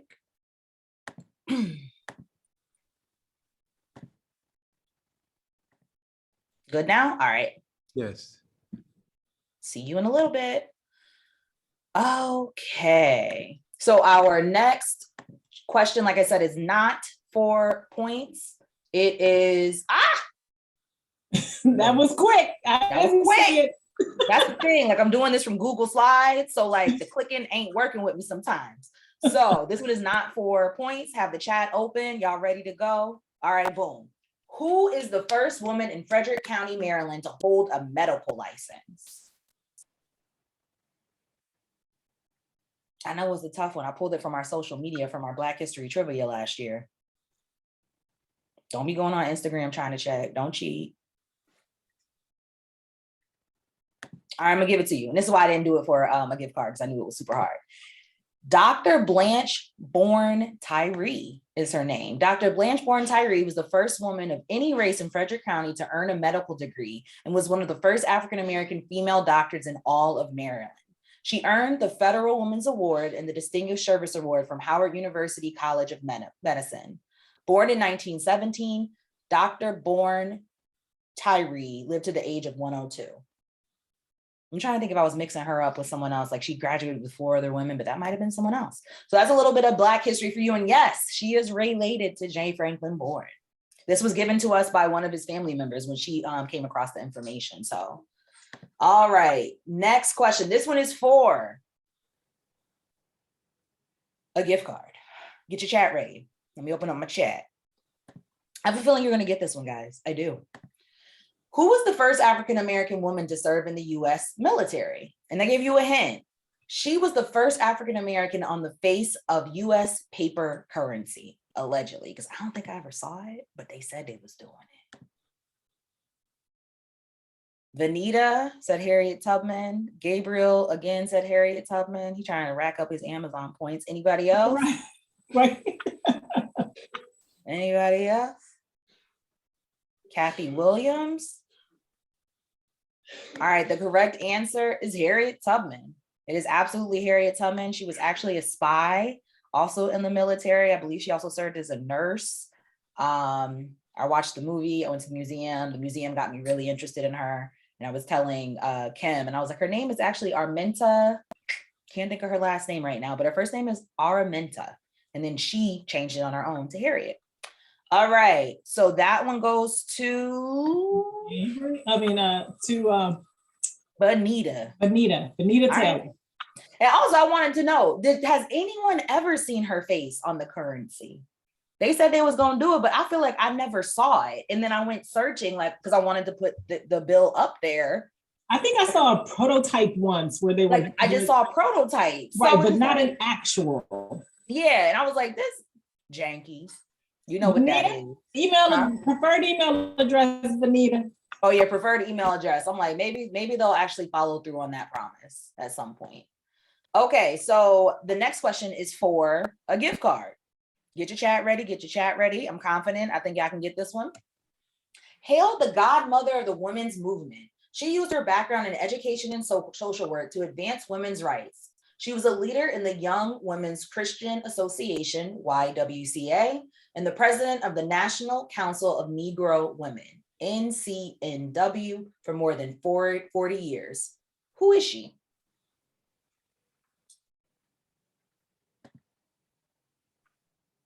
Dorothy Height. We got a bunch of Dorothy Height. Then we got a Dr. Mary McLeod Bethune. All right, the correct answer is Dorothy Height. Good job, guys. All right. As Linda Lynn said, also a past president of Delta Sigma Theta Sorority Incorporated. All right, Dorothy Height, past president, Delta Sigma Theta Sorority. I'm a Zeta, so the shade wanted to come. And I heard it in the pause. I heard it in the pause. I was like, am I gonna go there? Am I gonna go there? Or I'm not, because Deltas have always been absolutely amazing to me, like throughout my life. You can't forget the pink and green now. Come on. Yeah, I've been Oh, okay. That's why I was like, I'm not even gonna start this. Let me stop, because then everybody gonna come forward. Then there's gonna be bird calls and stuff. I don't need it. It's all right, so all looks like love. that was Camille Tilly. It was to Camille Tilly, and I always say Tylee. I'm so sorry that I do that to you. Camille Tilly, got that one. Make sure to put your name in the chat. Just seeing if that's Denise. I mean, not Denise. Kim. No. All right. Oh, look, and we even have a virtual call. Skiwi. I see it in here. Oh, what?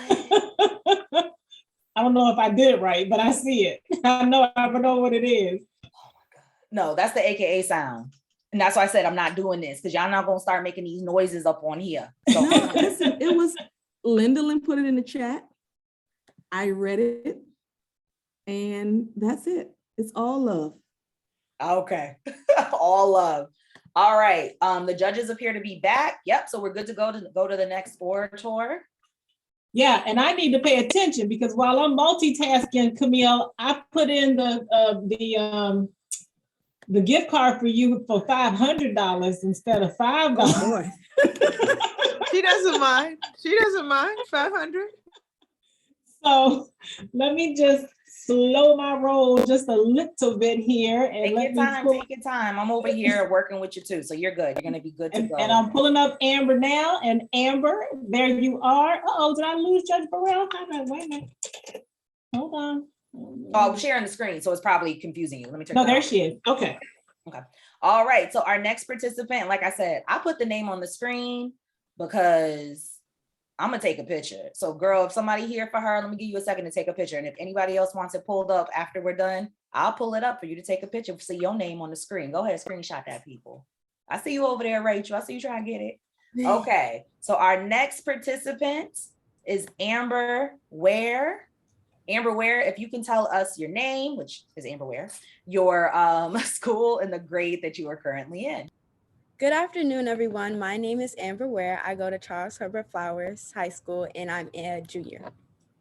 All right, great. You are good to start. Thurgood Marshall once stated, "A child born to a Black mother in a state like Mississippi has exactly the same rights as a white baby born to the wealthiest person in the United States." It's not true, but I challenge anyone to say it's not a goal worth working for. Thurgood Marshall was the very first African-American appointed as a Supreme Court justice. As a result, this quote, especially being stated by him, holds such power. He distinguished the important difference that race plays in an individual's life, while emphasizing the fact that monumental moments need to be made to change these gaps. Today, we are here to discuss whether President Biden's decision to nominate the first African-American woman as a Supreme Court justice is another form of affirmative action, or whether this type of leadership is just overdue. After thoroughly analyzing the decision and what it entails, there is no way this decision can be made to meet an affirmative action quota, and to subject it to such is a demotion. Instead, these women were nominated because these women are eligible for the position. With this in mind, it is clear the decision to elect the first African-American woman as the Supreme Court justice is completely justified based on the credentials of the person, the idea that race does not determine eligibility, and the fact that this is long overdue for the country. However, what is really affirmative action? In simple terms, it is policies that are built to ensure people of underrepresented groups are included in different areas, particularly education and employment. By insinuating this ideal was used for President Biden's nomination, it completely contradicts the constitutional requirement that presidents must follow for appointing Supreme Court justices. First and foremost, their nomination cannot be biased and based on another political agenda. They nominate individuals they feel are best fit for the position. In most cases, these individuals' views do align with the president, but it's because they are best fit for the position. They are nominated because of their dedication to the country and the country's judicial system. The honor of the Supreme Court justice would be put into question completely if a nominee was appointed because of their race, religion, nationality, gender, or anything else other than their eligibility. Also, if that were the case, not only would Biden have to agree, but in some way he would have to convince an entire Senate to agree with affirmative action, which is completely unrealistic. Understanding the requirements of a Supreme Court justice was essential to better understanding the struggle it would be for an individual to be elected for their uncontrollable qualities.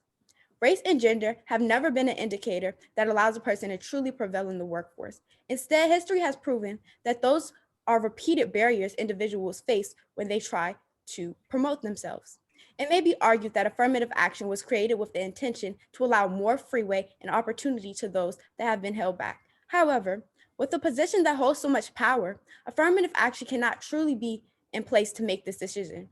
Instead, the individual had worked hard for their position and opportunity to accept the vacancy. This is not a job that can be given because these women have a different skin tone. It is a job earned through hard work, repeated dedication to the country, and the will and desire to enact change. As we think about the idea of affirmative action and the reason that these women were elected, we truly have to face the reality of how wrong of a conclusion that may be. Can a woman who's Black not have the credentials to be a Supreme Court justice? Why is it that when someone is underrepresented, finally gets the proper recognition, it has to be blamed on a system that was created to give them a little push to the next level? It is completely preposterous that these women could only be elected because of essentially pity. It is time that all these people that are represented, not because they are the color of their skin, but because they need to be represented in the system. And it's time that all these people that are represented, not only from a different usual representation, but because the usual representation is not the only people qualified. There are millions of intelligent and worthy minorities and underrepresented people that genuinely deserve their jobs because of their skills. These are groups of people that have been held back for numbers of years due to things they simply cannot control. However, when they finally work hard and make it, it is blamed on the fact that they have a policy that helps them get to this point. The policy would not even exist if the employment opportunity was already equal. As a result, it is good to see this change, and it does not need to be blamed on affirmative action. And instead, it's truly time to see a new era when people are genuinely accepted because of their skills. In conclusion, President Biden did not make this decision to meet an affirmative action quote. Instead, it can be President Biden nominating a Black woman to this new Supreme Court justice. Hopefully, a little Black African-American girl can get motivated to see this change and see the world is finally ready to accept her and for her hard work. Thank you very much, Ms. Ware. That was beautiful. That was amazing. Good job.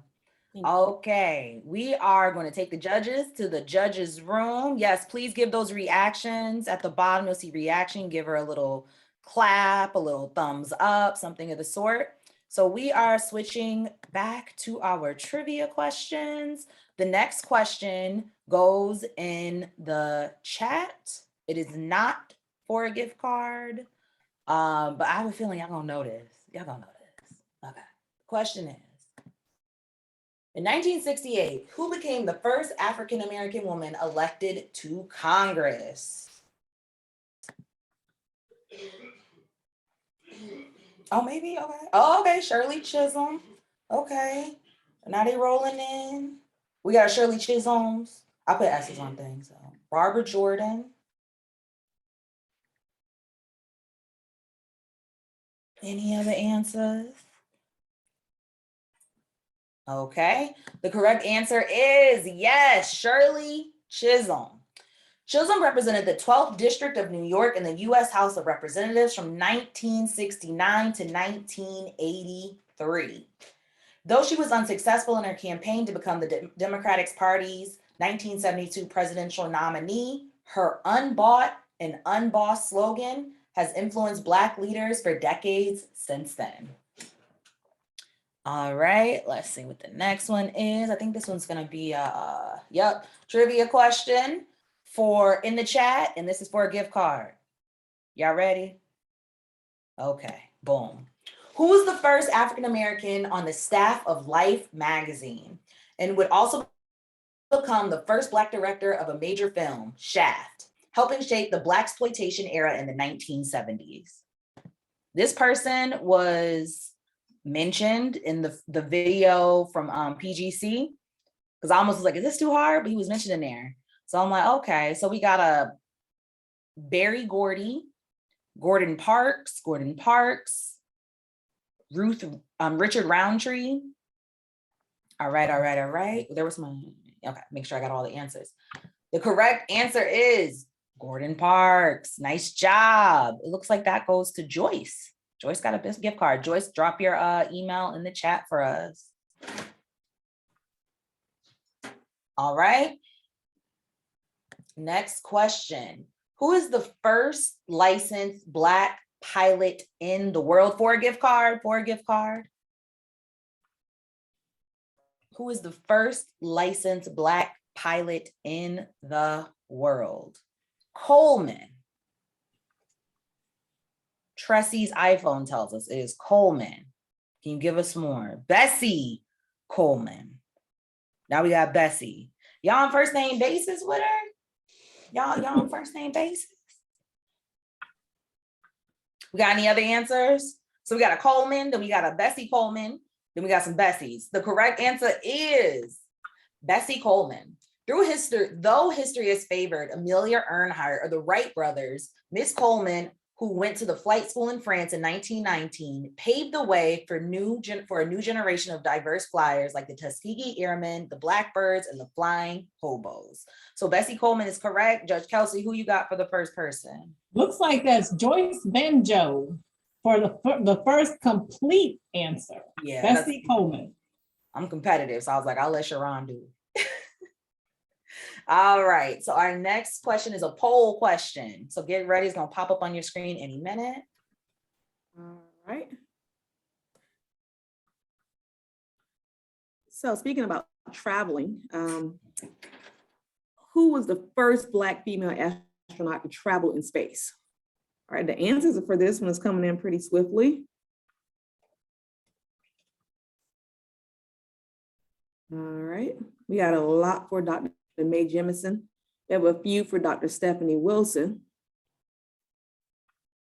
No one is quite bitten on Dr. Joan Higginbotham or Dr. Yvonne Cagle. So we'll see. There's still time.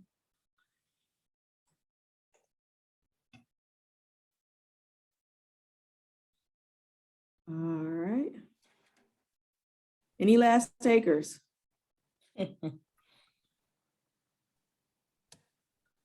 All right, so the majority, we got 95% with Dr.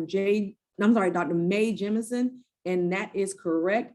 Dr. Jemison, in 1992, September, I believe it was, September 1992, Dr. Jemison spent 8 days aboard the Space Shuttle Endeavour. You want another poll question? We can do another trivia if you want. Up to you.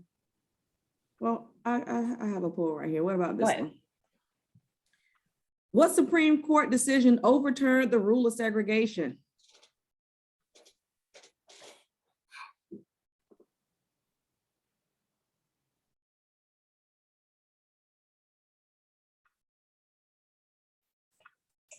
All right, we have Plessy versus Ferguson, Brown v. Board of Education, Dred Scott versus Sanford, and Bailey versus Patterson.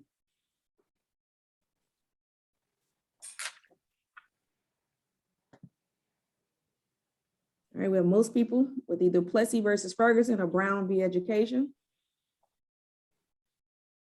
All right, we got somebody now that just chimed in for Bailey versus Patterson. All right, a few more seconds.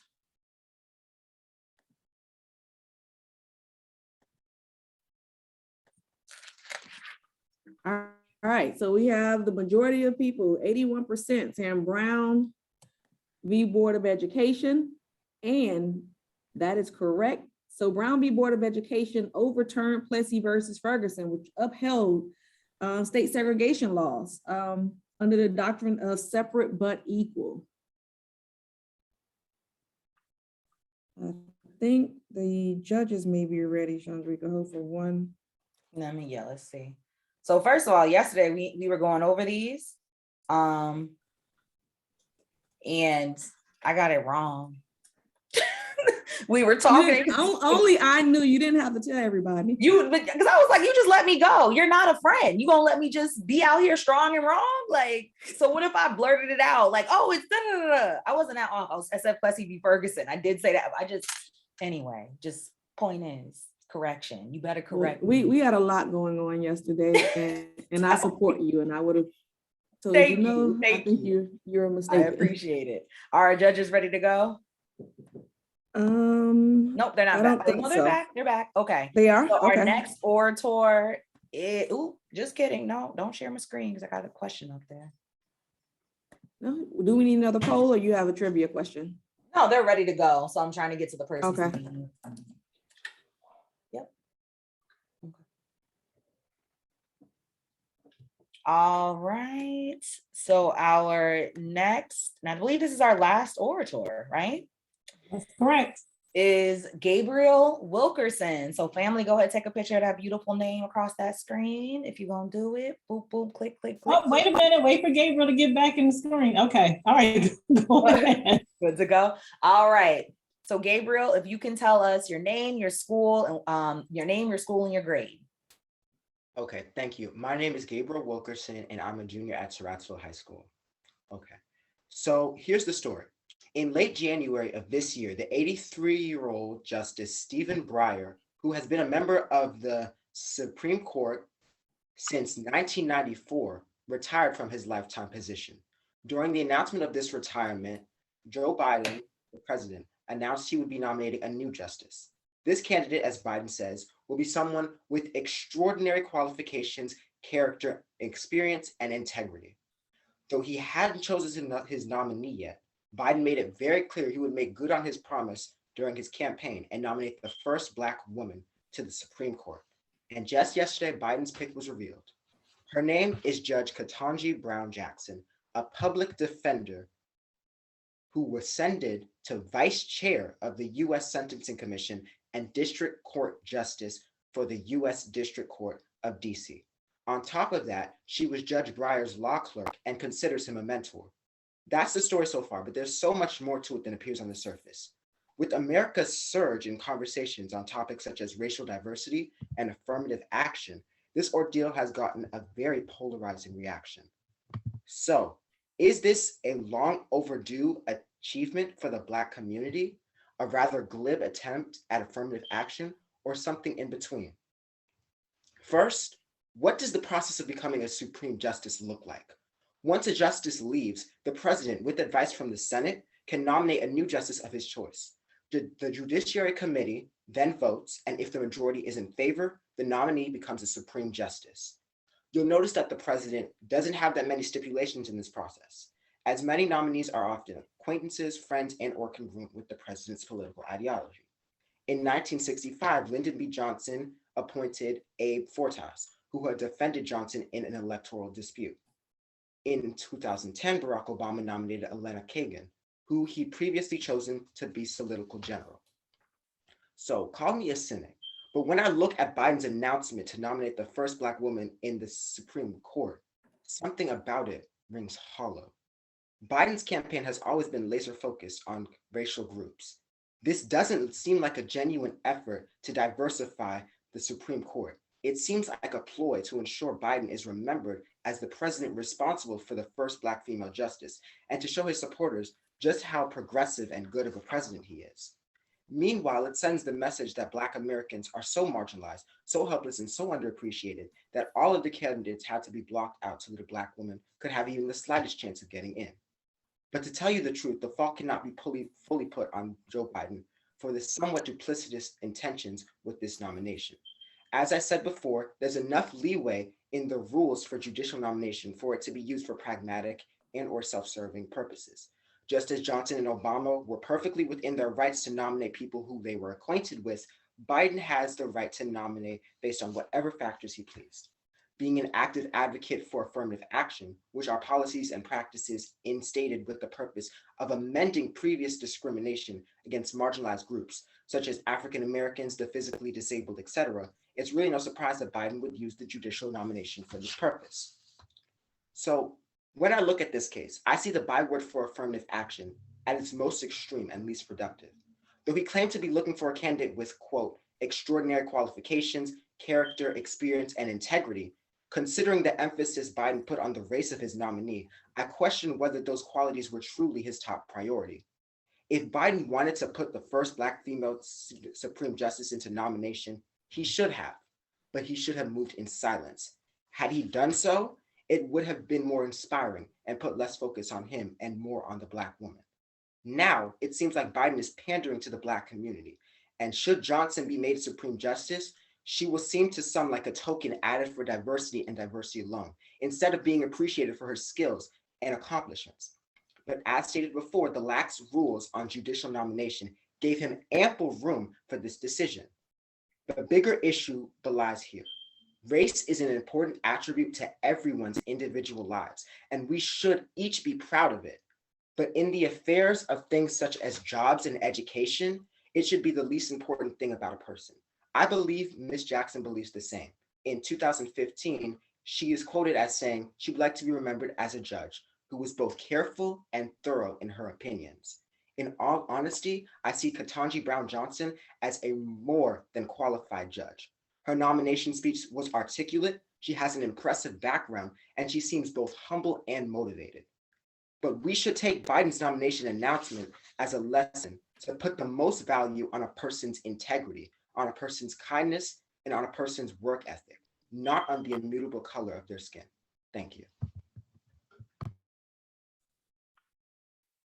Great job as our only male representative. Great job, great job. Okay, so we're gonna send the judges back out. I don't know who iPhone is or if she's related to you, but she looked like a proud parent at the top of my screen watching you present. So if she is related to you, she's proud of you. All right, so we're gonna send the judges back to the judges' room to do the last vote. And then Judge Kelsey is going to join them to do the final tabulations for everyone to learn of who the winner is. So while we are doing that, we're going to continue with trivia. We have a bunch of trivia questions while they take the time to do that. Judge Kelsey, do you need anything from me to get in the room and get set up? I think I can go on in. I just want to make sure that you all keep a list of whatever email addresses I may need to send the Amazon gift cards. We don't want anybody to get slighted because I wasn't around. Okay. Oh, yeah, I got it. I think it's 2 more to give out. Yep. So let me see if I can get in. Hold on a second. Yes. All right. And I'll see everyone later. Thank you. All righty. Judge Burrell, let me put you in the judge's room really quick too. I don't know if you're still there because I want to make sure that they get feedback from you in terms of time. That sound good? All right, cool. 1 second while I do that.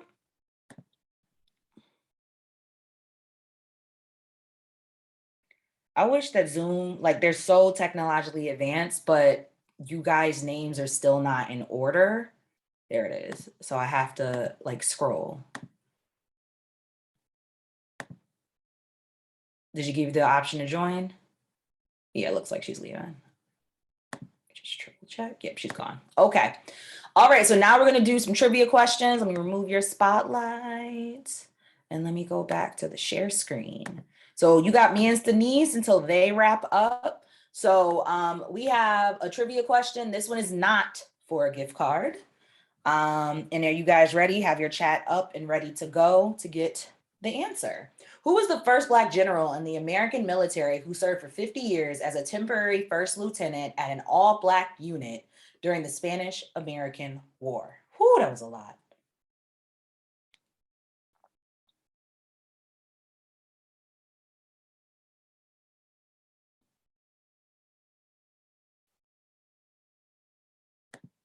We got any guesses? Benjamin Davis. Benjamin O. Davis. Yeah, history classes are doing y'all right. Your history classes are doing y'all right, man. The correct answer is Benjamin O. Davis Sr. Sharon's not here. So listen, this is. I'm back. I was about to suggest that they direct message you as well. So put it in the chat for everyone, and then also direct message you in the event that you have to leave out again. I'm back, and apparently Gabriel Wilkerson. Nah, we're gonna give it to Angel because we have Benjamin O. Davis Sr. and she gave the most complete answer. Oh, got you. Okay, Angel Atuonah. All right, I got it. Angel, I just need your email address. All righty. And then our next question, this is for an Amazon gift card. So have your chat ready to go. Okay. In 1960, this six-year-old became the first African-American student to attend William Frantz Elementary in Louisiana at the height of segregation. Ruby Bridges. People are like, dang, fingers moving. Ruby Bridges is correct. And that is a picture. This makes me proud. It makes me proud, but I'm also just like, it ain't that long ago. That's the thing that always makes me be like, because I've only experienced, integrated schools, but I think I've told you guys, my mom, I went to her 50th high school reunion, and her class was the last class to be a segregated class. So I'm just like, dang, like my mom. So it's not that long ago. It's not that long ago.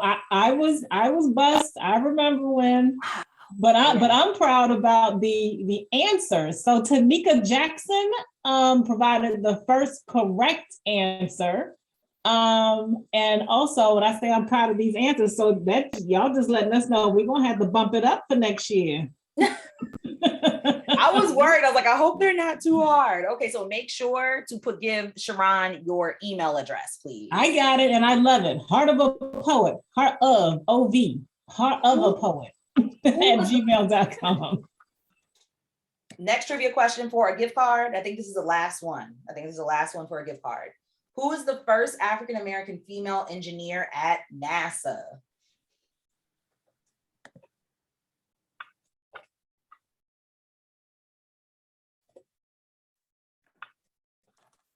Whenever someone does real well, I'll be like, you cheating. Like, Gabriel. Listen, Gabriel knows every answer.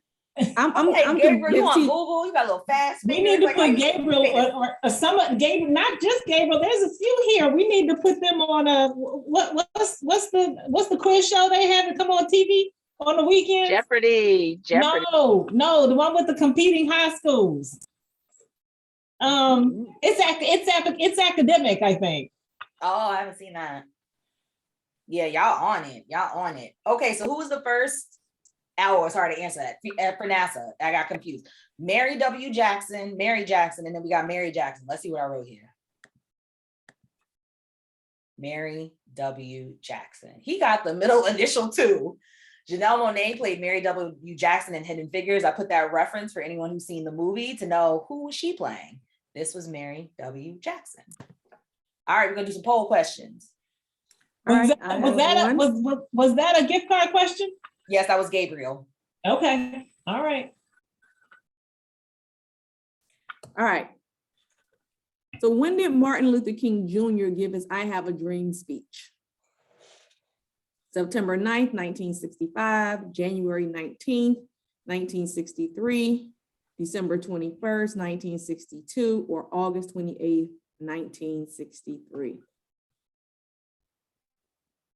I hope y'all know that I'm the MC, so I know the answers, but every other year that I've come, I'm horrible at these.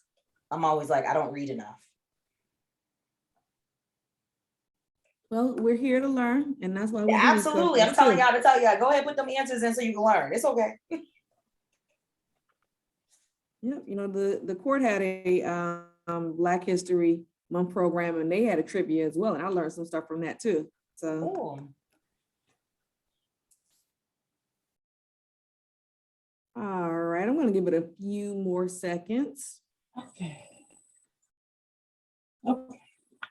All right, here we go. All right, September 9th, 1965, September 9th, 1965. And I'll share the results.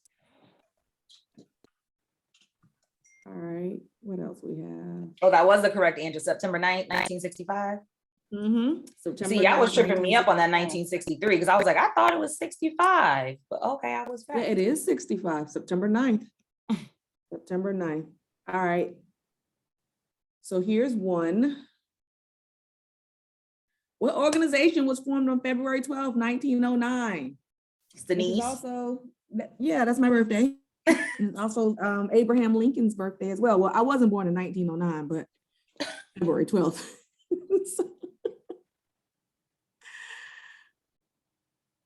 You sure, Denise?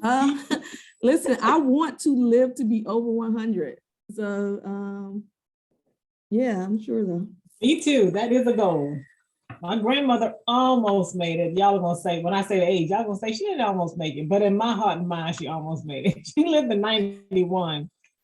Oh, that is almost though. That is definitely almost. That is definitely almost. All right, so we have the NAACP. We have the National African American Leadership Summit. We have the National Black Chamber of Commerce and the National Black Women's Justice Institute. And no one thought it was the National Black Women's Justice Institute. No one. And the majority of folks believed it was the NAACP. And that is actually the correct answer. The NAACP was formed on my birthday and Abraham Lincoln's birthday. Hey, that's my grandmother's birthday. Oh my, she was February 12th, 1919. Yeah. See? And do you know why Black History Month is in February? It's in February because of Abraham Lincoln's birthday as well as Frederick Douglass's birthday, which is February 14th. So yeah. All right. Well, Black History facts. Are the judges back? Are we good to announce the winners? Thoughts on? They're not back yet. They're gonna text me when they're ready. Oh no, they're here. Oh, they're here. Okay. I thought they were gonna. All right. Well, we'll start with the polls. Okay, well, wait a minute. So let me go back in so I can get the results. So I was like, how do we know the results? Oh, right. So the judges can go back in the we're gonna open the room back up and Sharon's gonna come with you to get the results. Yeah. Okay. Are you guys gonna handle that? Or you can. Okay. Hold on. Is it popping up on your screen? Somebody opened it.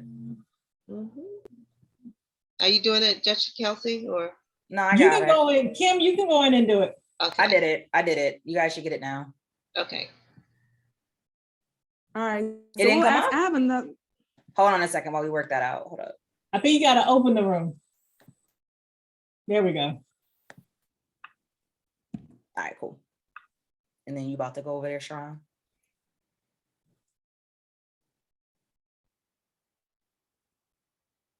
All right, so we're going to continue with the trivia questions.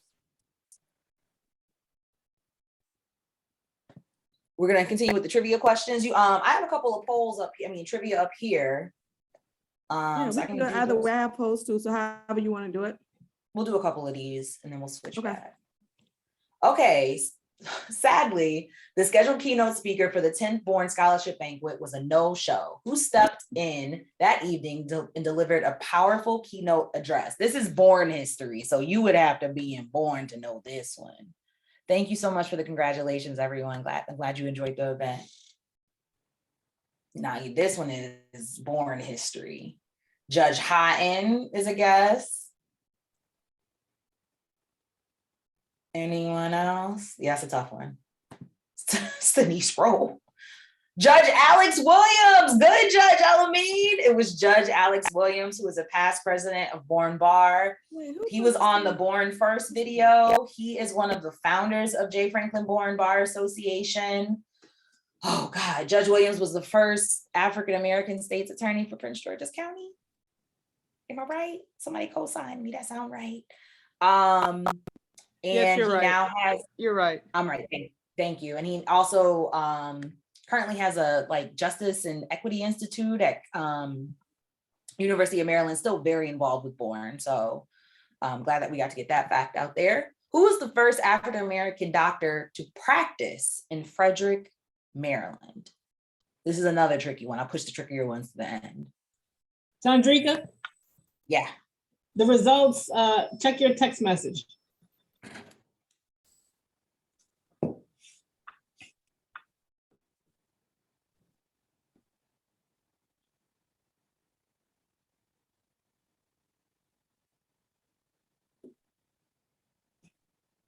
Do you need me?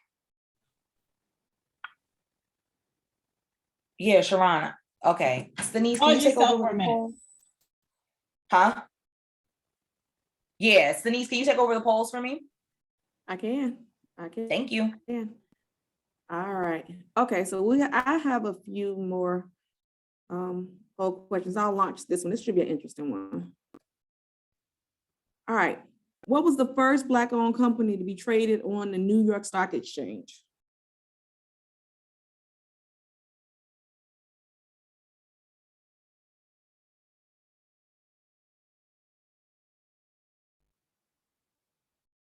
And this answer is going to be quite interesting because what I thought it was initially, I had to look up some of these answers myself. So what I thought it was initially, I was wrong.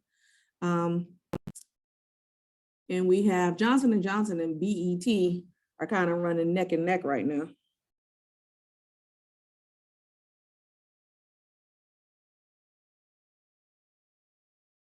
All right, I'll give you all a few more seconds if anybody else want to chime in.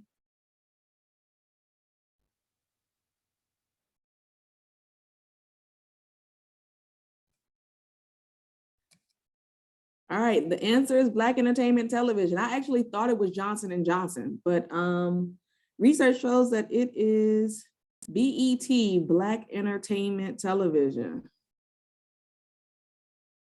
All right. What about this? Who was the first African-American Nobel Peace Prize winner?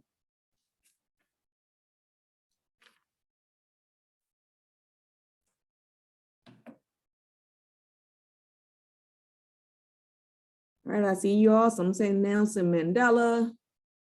We have Desmond Tutu. We have Ralph Bunche.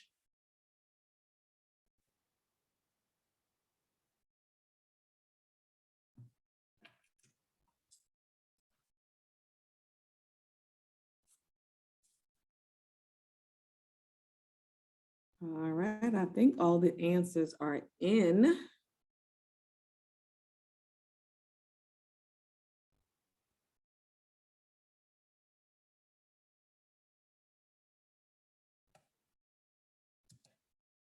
All right, with 50% of the answer, the answer is Ralph Bunche. And so Ralph Bunche received the Nobel Peace Prize for his late 1940s mediations in Israel. He received it in 1950. 1950, Ralph Bunche. I saw Judge Kelsey come back in the room. Are we ready, Judge Kelsey? No? Okay. We'll keep going with more trivia questions.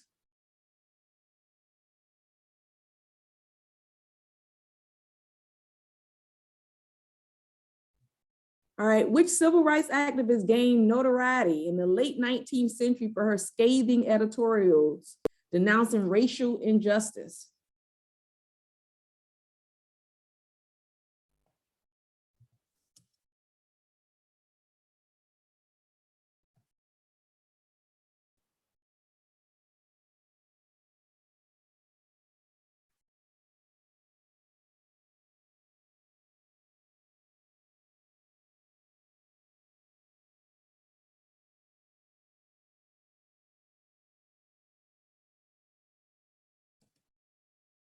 All right, let's see what we got here. All right, we have a kind of a tie between Sojourner Truth and Ida B. Wells.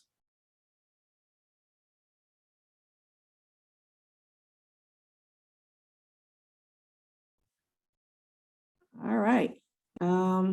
Ida B. Wells. Ida B. Wells is the answer. She was an American investigative journalist, educator, and an early leader in the civil rights movement. She was one of the founders of the NAACP. One of the founders of the NAACP.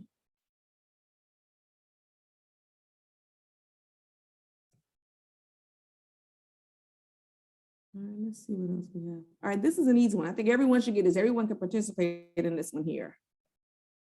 Who's generally considered the mother of the civil rights movement?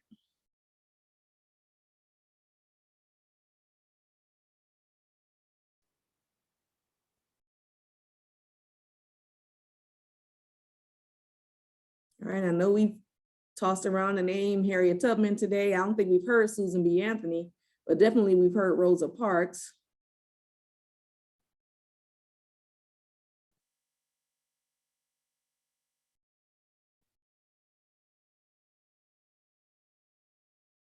All right, we still only have like 63% participation. Like, I know y'all know this answer. I know y'all know this answer.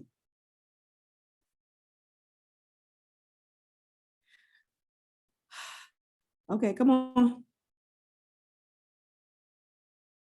It's anonymous. So even if you get it wrong, we won't know who you are, but you will leave today knowing who is generally considered the mother of the civil rights movement.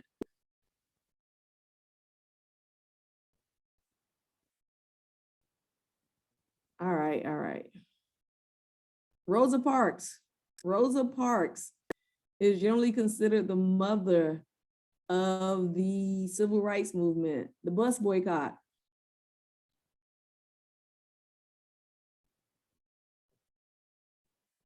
Let's see what we have. That one is kind of hard. Let me see if I can find some easier ones for you. Oh, okay. Here's one. This isn't easy, but it was very interesting. I did not know the answer to this one. Sarah Good was the first African-American woman to receive a patent. What did she invent?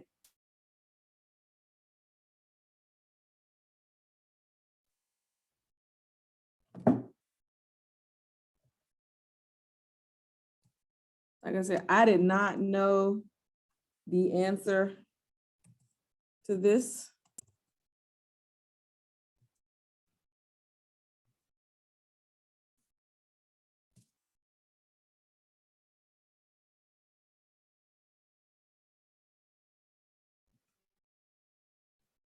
All right, what we have? Okay, so these answers are all over the place. We have some with folding bed, some with dry cleaning process, some with lipstick, some with hair straightening system. Like I said, this was a hard one. I did not know the answer to this, but I learned something today and out in the poll. And so most people said the hair straightening system, but that is wrong.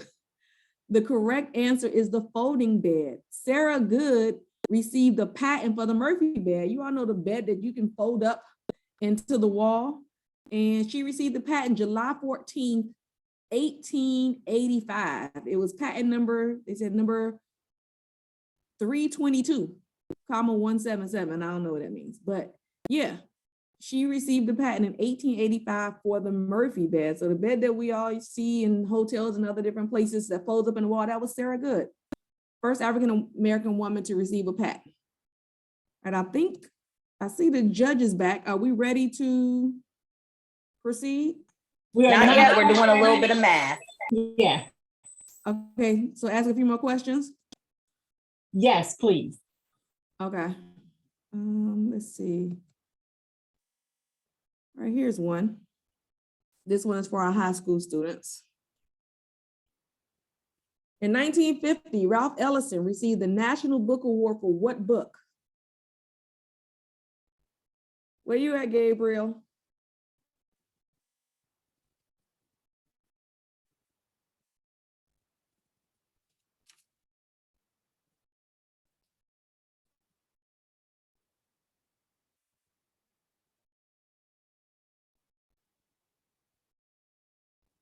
All right, I'm gonna give y'all a few more seconds.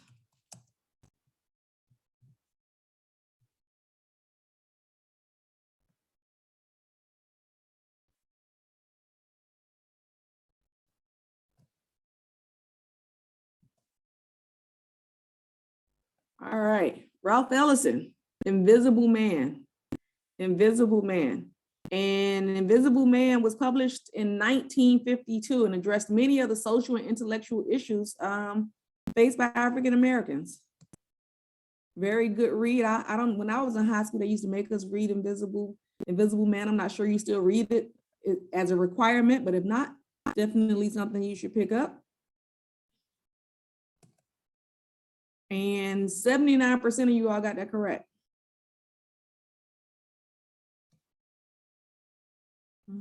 Hold on.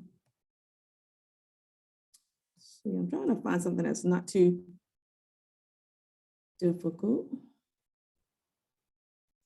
right, what about this one? What was the first African American owned and operated newspaper?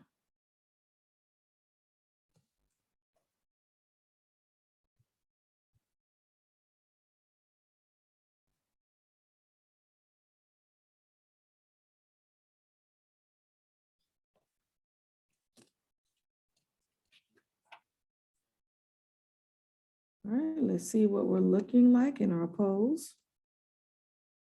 Oh, okay, we have 100% for one answer, but we only have nine responses. So what do you all think? Is the Washington Post, the Boston Globe, the People's Paper? So fast. Oh, it's closed already? No, you I didn't mean to close it. Oh, I'm sorry, let me relaunch it. All right, let me relaunch it. I didn't know it closed. I'm sorry.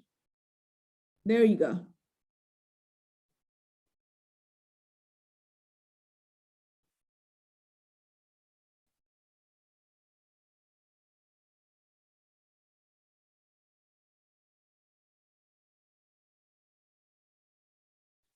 All right, we got a better response. Now we got about 20 responses, with the majority being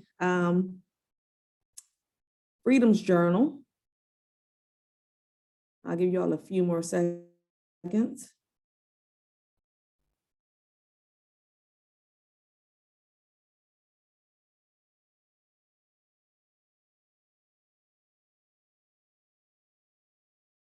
I'm sorry, I didn't mean to close this so fast. Sometimes I'm trying to multitask. Technology is doing its own thing. You don't want them to look it up. That's right, Judge. Judge Alameen, you looking it up? We need participants. Only 50% of the people participated. No, I didn't look it up. I'd rather look it up and kind of get the answer. I went to put my answer in, and it was gone. So Judge Moomin, Judge Hutton, and Judge Surratt, we need for you to go back into the judges' room for a moment, please. All right, so the answer was Freedom's Journal, and that was founded on March 16th, 1827, as a 4-page, 4-column standardized weekly print, and it was the first Black owned and operated newspaper in the United States. That's Freedom's Journal. Where was it, Stephanie? Where was it? Let me look, Judge Alameen. Hold on a second. Because everything that it says, everything that I saw, and I actually tried to find it myself, and I was trying to Google too, but it just says in the US, and it's what I have here up. It says founded March 16th, 1827. It says the first Black-owned operated newspaper in the US and was established the same year that slavery was abolished in New York State. Oh, here's something. Begun by a group of free Black men in New York City. The paper served to counter racist commentary published in the mainstream press. So New York City. New York City.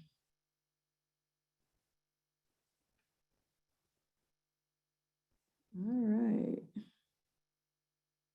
Let's see. Oh, here's one. All our sports fans. This American, also African-American, professional boxer and social activist was banned from boxing after his military draft refusal due to his opposition to the Vietnam War and affiliation with the Nation of Islam. All right. Again, this is one where we all can participate.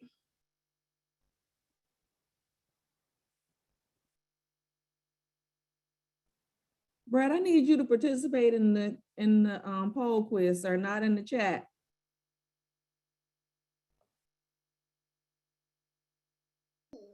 You closed the poll. I am not closing the polls. I don't know why it's closing on its own. I'm not sure what's going on here, but my screen says that it's still going for another at least 5 seconds. All right, it's just now closing now at 1 minute. All right, so we had 100% for Muhammad Ali, Cassius Clay. Let's see. Oh, this should be interesting. This one should be interesting. What about this? Anybody know the answer to this one? Dr. Maulana Karenga created this cultural observance designed to celebrate African-American heritage.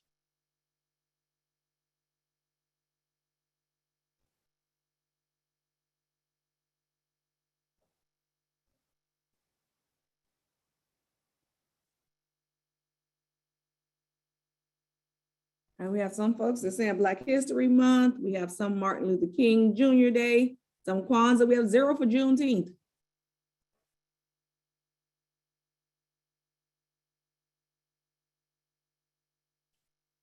Zero for Juneteenth.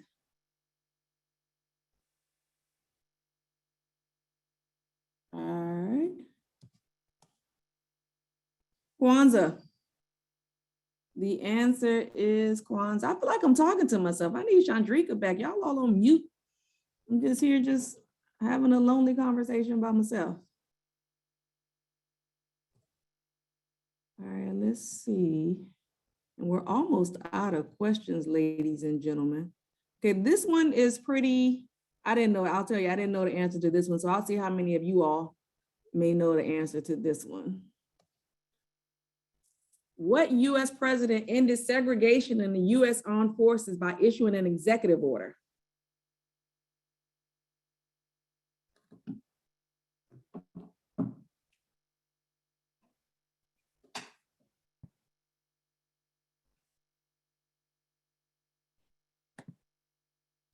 All right, everyone. So the judges are still deliberating. It was a tough call. We had some great orators, and there are some tight scores. So they just need a little bit more time. So Denise, you okay? No, I am not.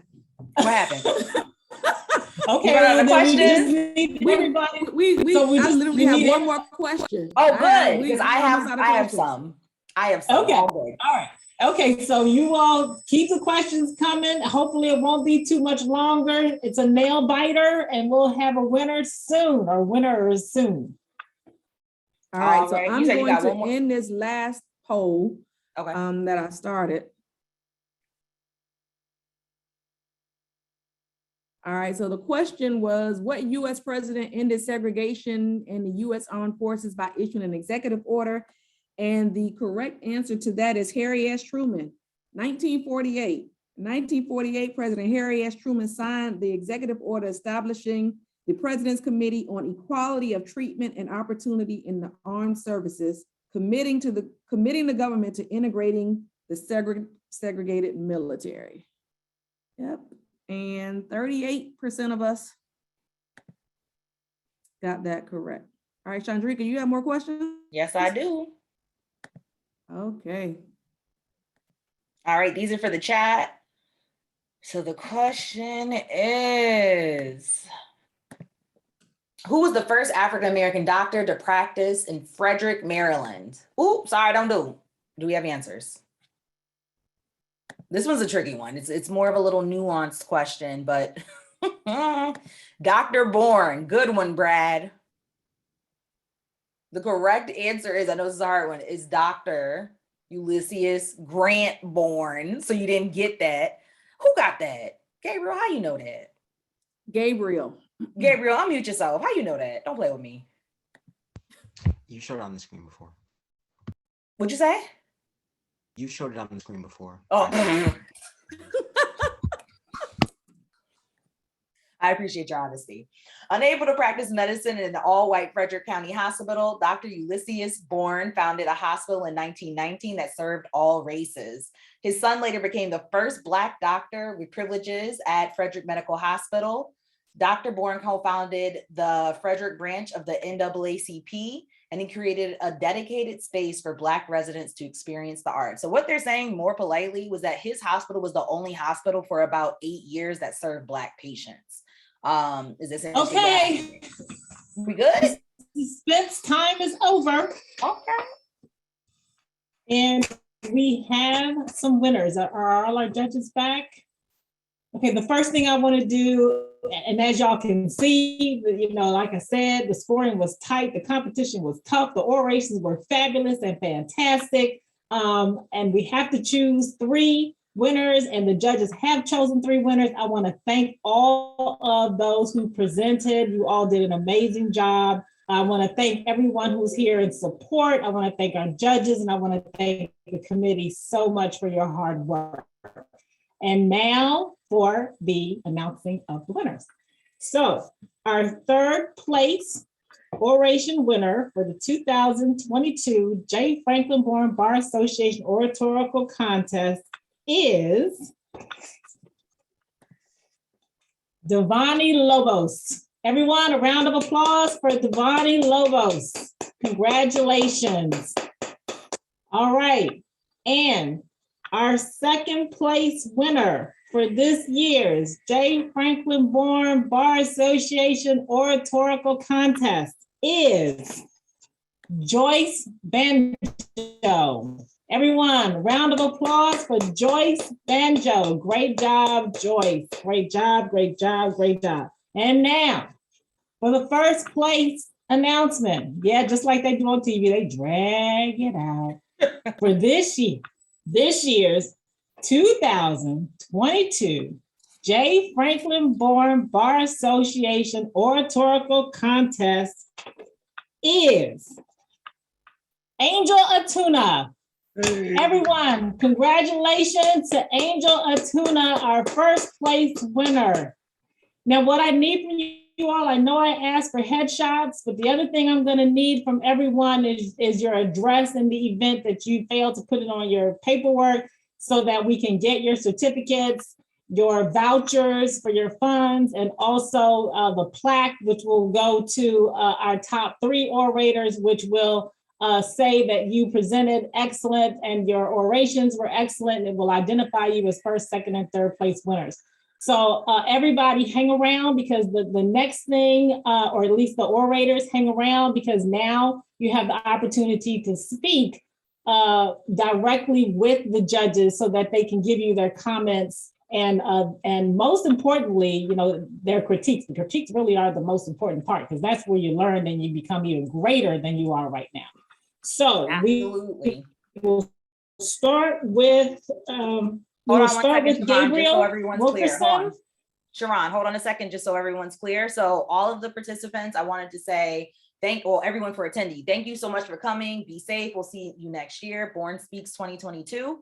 So we're doing a judges feedback session. So everybody who participated, all of the orators, they get one-on-one time with the judges to get feedback from them. So during that time, the orators we place one by one into the judges room, the breakout room. That's what Judge Kelsey was just talking about. I think she was saying Gabriel was going to go first. And then everyone else will remain waiting in the main session. If you choose to stay, we will be playing another Bourne video if you just want to sit and like wait for whoever virtually. If you want to stay, otherwise you are free to leave at this time. Like Judge Kelsey said, thank you so much for everyone, the committee, for everyone coming, participating, and the effort that went into this event. All right, so you were saying, Judge Kelsey's, Gabriel's gonna go first? Yes. Are you gonna move him? Yes, I can move him. Okay, and the judges can go back in the judges' room. Judge Houghton will need you to go back into the judges' room. Judge Surratt, Mr. Newman. Can we have a 2-minute break before we begin with the students? Oh, absolutely. I'm so sorry. Absolutely. I'll go in the room with him to let him know you're doing the break. I'm gonna close until he comes back. How about a biology break? Very good. Gabriel, they're going to take a 2-minute break and then come back for the breakout room. All of the orators, please hang out. In the meantime, I'm going to start this video while we take this break. And then when they're back, we will start the feedback.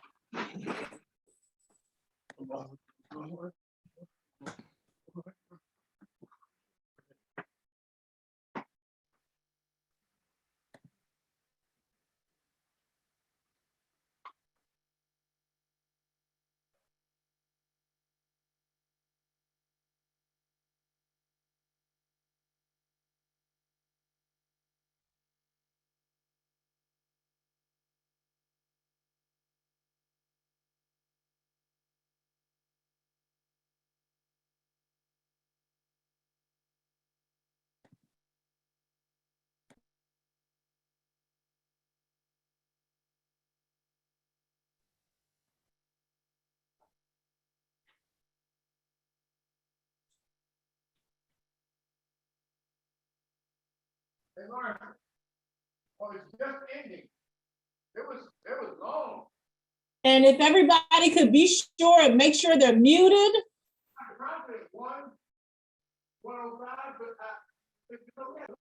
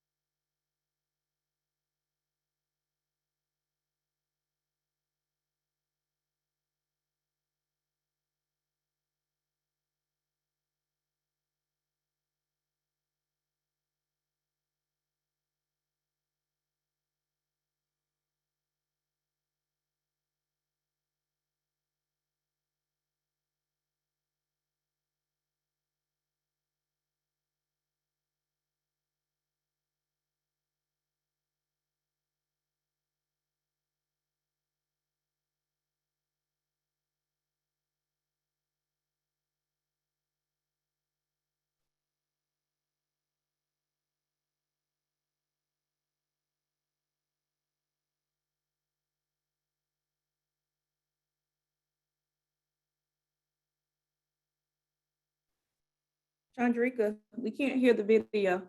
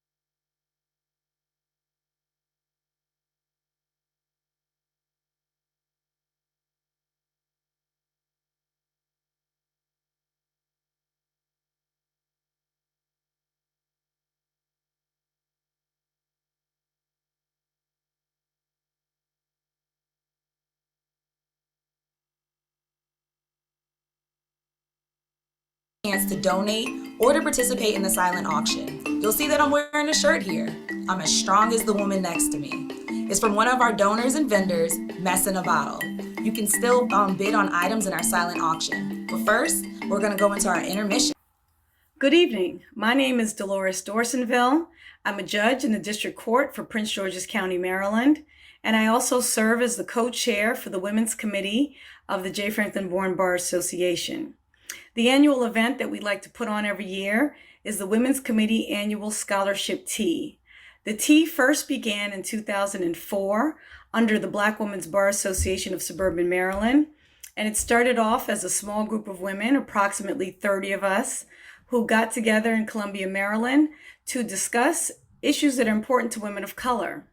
The tea today has grown into a much larger event of anywhere between 200 to 300 women, and we get together primarily to celebrate the accomplishments of women of color who've been appointed to the bench all throughout the state of Maryland. While doing so, we also recognize the talented young women of color law students who comprise our scholarship recipients. The proceeds from the tea event are the funds that provide scholarships that are given to these law students. This year, we were fortunate enough to be able to provide 3 $1,000 scholarships to 3 amazing young women. Because the tea this year had to be canceled due to the global pandemic, we still believe that it was important to award these scholarships and to also showcase these talented young women.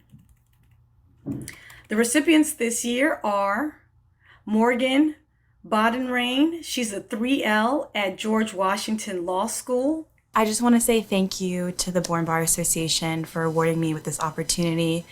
There was a lot of uncertainty around COVID, even outside of just paying for tuition, what classes were going to look like, what organizations were going to look like. So having this as a stable, definite was very, very helpful.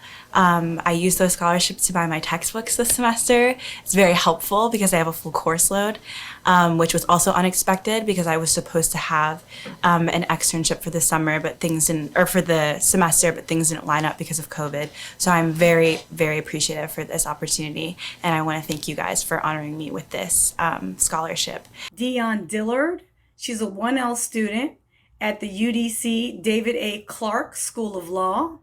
I am so honored to have been presented with this award, and for applicants such as myself, it really means a lot. I had always dreamed of becoming a law school student on the road to becoming an attorney, and then I lost my mom. And going through this journey, taking care of both my sister and my grandmother, the funds have been so extremely useful for me. I did utilize them not only to purchase my books, but also to purchase school supplies as we continue to navigate in this virtual universe. So thank you so much to everyone who was a part of this decision and understands that this program definitely needs to continue going forward. We really do appreciate it. And Janae Stasier, she's a recent graduate of the Georgetown University Law Center.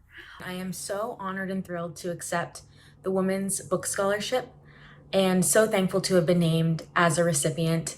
Since applying for the scholarship, I have been able to learn so much about the J. Franklyn Bourne Bar Association, have been able to meet with the incredible members of the Women's Committee and many others to learn about what you all are doing to impact the legal profession. And I am so grateful both for the scholarship and for the exposure that I've been able to obtain from this process. On behalf of the Women's Committee of the J. Franklyn Bourne Bar Association, we thank you and we congratulate you ladies for all you have done. Maurice Simpson, 2015 scholarship honoree. My journey started in 2014 when I first applied for the scholarship, my first year of law school. I wasn't awarded at that time, but then I came back and applied again. And I was successfully awarded in 2015 during my second year of night school at the University of Baltimore School of Law. It was very important for me to receive the scholarship because not only was it a financial support, but it also meant that I had the support and mentorship of hundreds of Black and brown attorneys from across the state, and particularly here in Prince George's County. At the time I received the award, I was a second year law student going to school at night while working full-time for Prince George's County government. Today, I am a state government affairs manager for Exelon, where I advocate for clean energy solutions across the country. The scholarship provided me a great network of attorneys and legal professionals that expanded my network and gave me resources and opportunities to move forward. It's important for people to get involved in the Bar Association, particularly those of us who have received the scholarship, because we have to continue to build the pipeline of young people in the legal profession to continue to protect the rights and interests of others. Good evening. My name is Ryan Middleton. It has been my pleasure to serve as your immediate past president and chair of the J. Franklyn Bourne Scholarship Committee. Obviously, this year's been a little different, and many of the association's events and activities had to be canceled. What we never wavered on, however, was upholding our commitment to supporting our next generation of attorneys. To that end, I'd like to thank Raina Nquanyo and Corey Lyles for their hard work and dedication to reviewing the largest applicant pool we've had in years. While academic achievement and resume highlights are always important when evaluating candidates, this year, we emphasize perseverance, community service, and a commitment to diversifying the legal profession, all of which are qualities exemplified by tonight's winners. In closing, I'm pleased to report that the scholarship winners you're about to meet are not simply names in a program. You'll be seeing them at future Bourne events, and I'm quite sure sooner than later in leadership. Hello, my name is Imani Brooks, and I'm a first-year student at American University Washington College of Law. It is very exciting to receive a scholarship from a Black Law Association. I grew up in a family of lawyers, going to National Bar Association conventions, and my dad worked with his local bar association. So I saw how invested they were in the community, and it was exciting for me to find one up here in the DMV that seemed to invest in law students as well. So it is an honor to be a recipient of this year's scholarship, and I look forward to putting it to good use. Thank you. My name is Kelechi Eke. I am a 3L at Catholic University. I want to say thank you to my mom, who has just been the most supportive mom. You know, after we lost our father last year, you've just been there for me, encouraging me. Mommy, you're amazing. Thank you to my siblings, to my family, to all my friends, to my professors at Catholic CUA Law. Thank you so much for believing in me through everything. I'm just really, really grateful.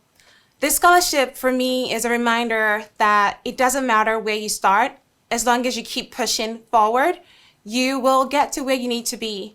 And obviously it's going to help me pay for some of my law school tuition. So this has just been such an honor, and I'm so excited to be a part of the J. Franklyn Bourne Association. My name is Alicia Hernandez. I go to Hustle, Howard University School of Law, and I'm a 1L. Thank you to the Bar Association for accepting me for the scholarship. Firstly, I would like to thank my mother and my sister for continuously supporting me in my journey to become an attorney. Then I would like to thank my mentor, my friend, attorney Angel Murphy, and my professor, LaJuan Martin, who both encouraged me to apply to this scholarship. And I would also like to thank my Nana, my Papa, who both unfortunately are not here today, but are here in spirit. And I hope that I'll live up to their legacy. When I came here, I met so many amazing professionals and attorneys who are all members of this association, who had drive and charisma and confidence, and who instilled in me that I could become not only one of them, but stand on their shoulders and achieve great things. And this scholarship will enable me to reach back on every rung of the ladder that I climb and pull up members in this community and enable them to succeed in health, wealth, and prosperity. Thank you so much. My name is Autumn James, and I'm a second-year law student at the University of Baltimore School of Law. I would like to thank the J. Franklyn Bourne Bar Association for awarding me a scholarship this year. This scholarship will help me continue my studies in the midst of social unrest and a COVID-19 pandemic. I look forward to working with everyone in the J. Franklyn Bourne Bar Association this upcoming year, as well as in the future. Hi, I'm Parker Imani Payne, and most people call me Imani. I'm a 3E at the University of Baltimore School of Law. First, I want to give honor to God. Second, I want to thank my family, my mom, my sister, for always being there to support me, being my study buddies. I want to also thank my friend Micah for being there and being supportive. And most importantly, everyone, I want to thank my UB Law community. They have been tremendous support, from the deans to the professors to the administrative staff, and I would not be here without any of them. It feels amazing and also a privilege to receive this scholarship, to be one of many scholars in our legal community, and to be selected for this prestigious award is amazing. Ready now? Yep. Okay, here we go. I'm Alex Williams. My name is Samuel Hamilton. I'm DeLawrence Beard. I'm John Day. One of the founders. I am one of the founders. Yes, I'm a founder, one of the founders. I'm one of the founders of the J. Franklyn Bourne Bar Association, Incorporated. There were only a handful of black lawyers in Prince George's and Montgomery County back in, I would say, 1973, 74. Back in the mid-'70s, the African-American lawyers who practiced in Montgomery and Prince George's County, basically we all knew each other, and we all had a great deal of camaraderie. In fact, we were teaching each other how to navigate the intricacies of the courthouses in Montgomery and Prince George's County. And there came a time when we realized that we probably needed a little more formal organization than the informal friendship that we had. So I sent out a letter to all of the black lawyers that I knew and could find in Montgomery and Prince George's County. We probably had about 13 or so, or somewhere in that vicinity, and 2 judges. Surprisingly, I don't know who knew it, but Judge James H. Taylor came to the meeting. And it was James H. Taylor's encouragement and enthusiasm for what we were doing. He said, "You guys are doing the right thing. Do this. I'm behind you. You're doing the right thing." And it was his enthusiasm really that got us off the ground. And we had a meeting about the need for an association.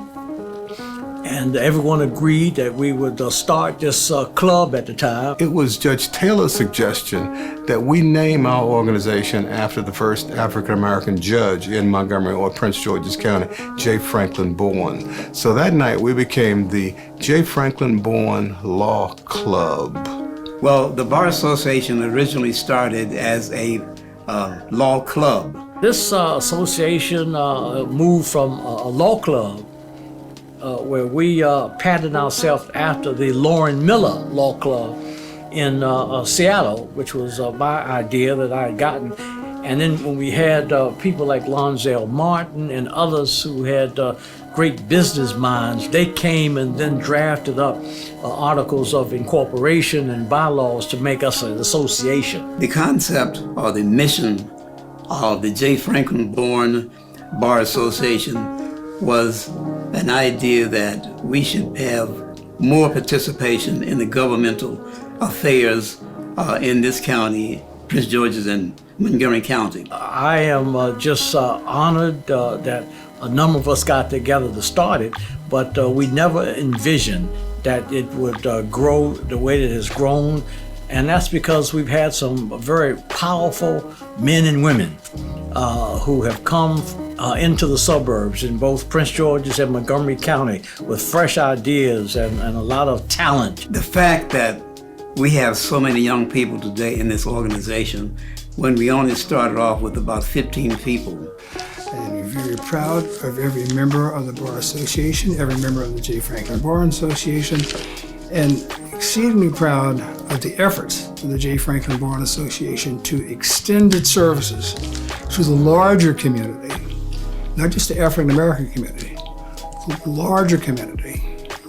So I'm very proud of the fact that after 40 years, this organization grew from that little club that we formed back in the 70s to have been in existence more than 40 years and to have given more than $180,000 in scholarships to needy law students around the country. So I'm very proud of how the organization has grown from that little club that we formed back in the 1970s.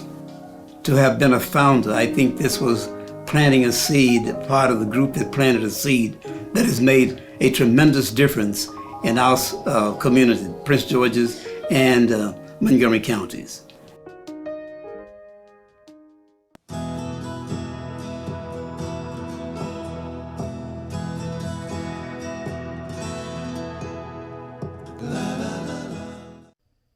Hello everyone, my name is Angel Murphy and I'm the proud owner of the Murphy Law Firm LLC, and we are a proud sponsor of this year's scholarship banquet. I'm even more proud of my past paralegal Alicia Hernandez, who is now a 1L at Howard University School of Law, where I matriculated and was first introduced into Bourne from Judge Dawson. I thank Judge Dawson for introducing me to Bourne and for my service on the board, and now as a member and active participant of a lot of committees. Thank you and congratulations again, Bourne.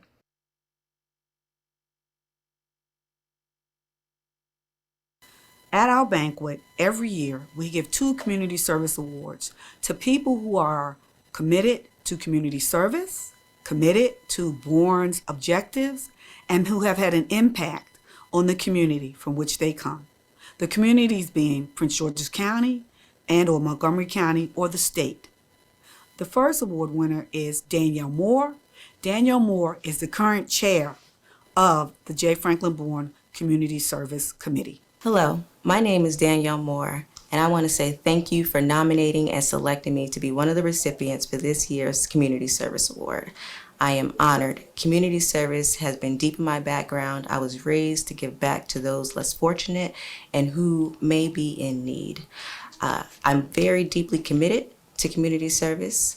Some of the things I have been involved with these past few years have been Clifton Park Academy, which is an enrichment program located in Silver Spring, Maryland. Within the Clifton Park Academy, we help kids become leaders, to become their best selves. And this year on my own, without being attached to any organization, I decided to start Operation Spread Love and Kindness. Operation Spread Love and Kindness was what I started on Valentine's Day. And there I collected donations so that I could go out and buy supplies to stuff gift bags for the homeless population in DC. In those gift bags were sandwiches, snacks that provided a meal for that day, but also I was able to donate a $10 gift card to each of the recipients of these gift bags, along with toiletries to help them bathe and wash if they're unable to get to a sink or a bathroom. And I felt this was needed because the homeless population in DC goes overlooked. So again, I say thank you for this award. Again, I am honored and I am blessed to be a member of this organization. The second award goes to Miss Marion Wright McKinney. The foundation is named after her mother, Miss Edith P. Wright. Thank you very much to the J. Franklyn Bourne Bar Association. I am so honored and humbled to receive the Community Service Award for 2020. Thank you so much for taking time to look into the work that the Edith P. Wright Breast Cancer Foundation does. We are excited to continue to provide support services to families facing breast cancer. What does that mean? It means that we help those who are on the journey fighting the battle of breast cancer. We do it through our 3-prong approach: educating, serving, and celebrating.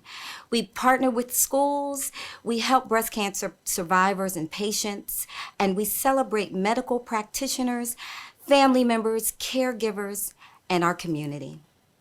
It is my honor and privilege to accept this award today, and congratulations on all the work that you all are doing to impact our community. We need you, and we are grateful for you. Again, thank you.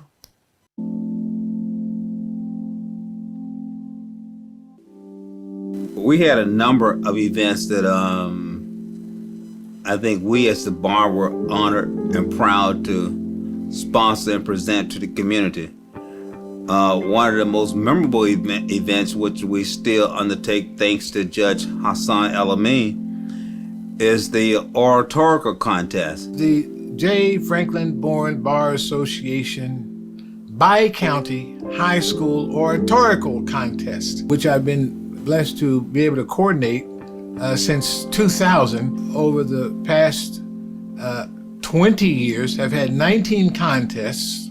Through that contest, we've been able to offer approximately $35,000 in scholarships. The students that participate, they tackle some very difficult topics, and they're clear and concise, and it gives me hope that these are our future leaders. Another event during that time that I had the honor to chair for several years was Taste of the Counties. I inherited that from past President Betty Hewlett. It was so much fun, and I loved it because it was a community event. So because I had the pleasure and honor of having a father, Hassan El Amin, as I call him Daddy, as an active member of J. Franklyn Bourne, I literally grew up in this association.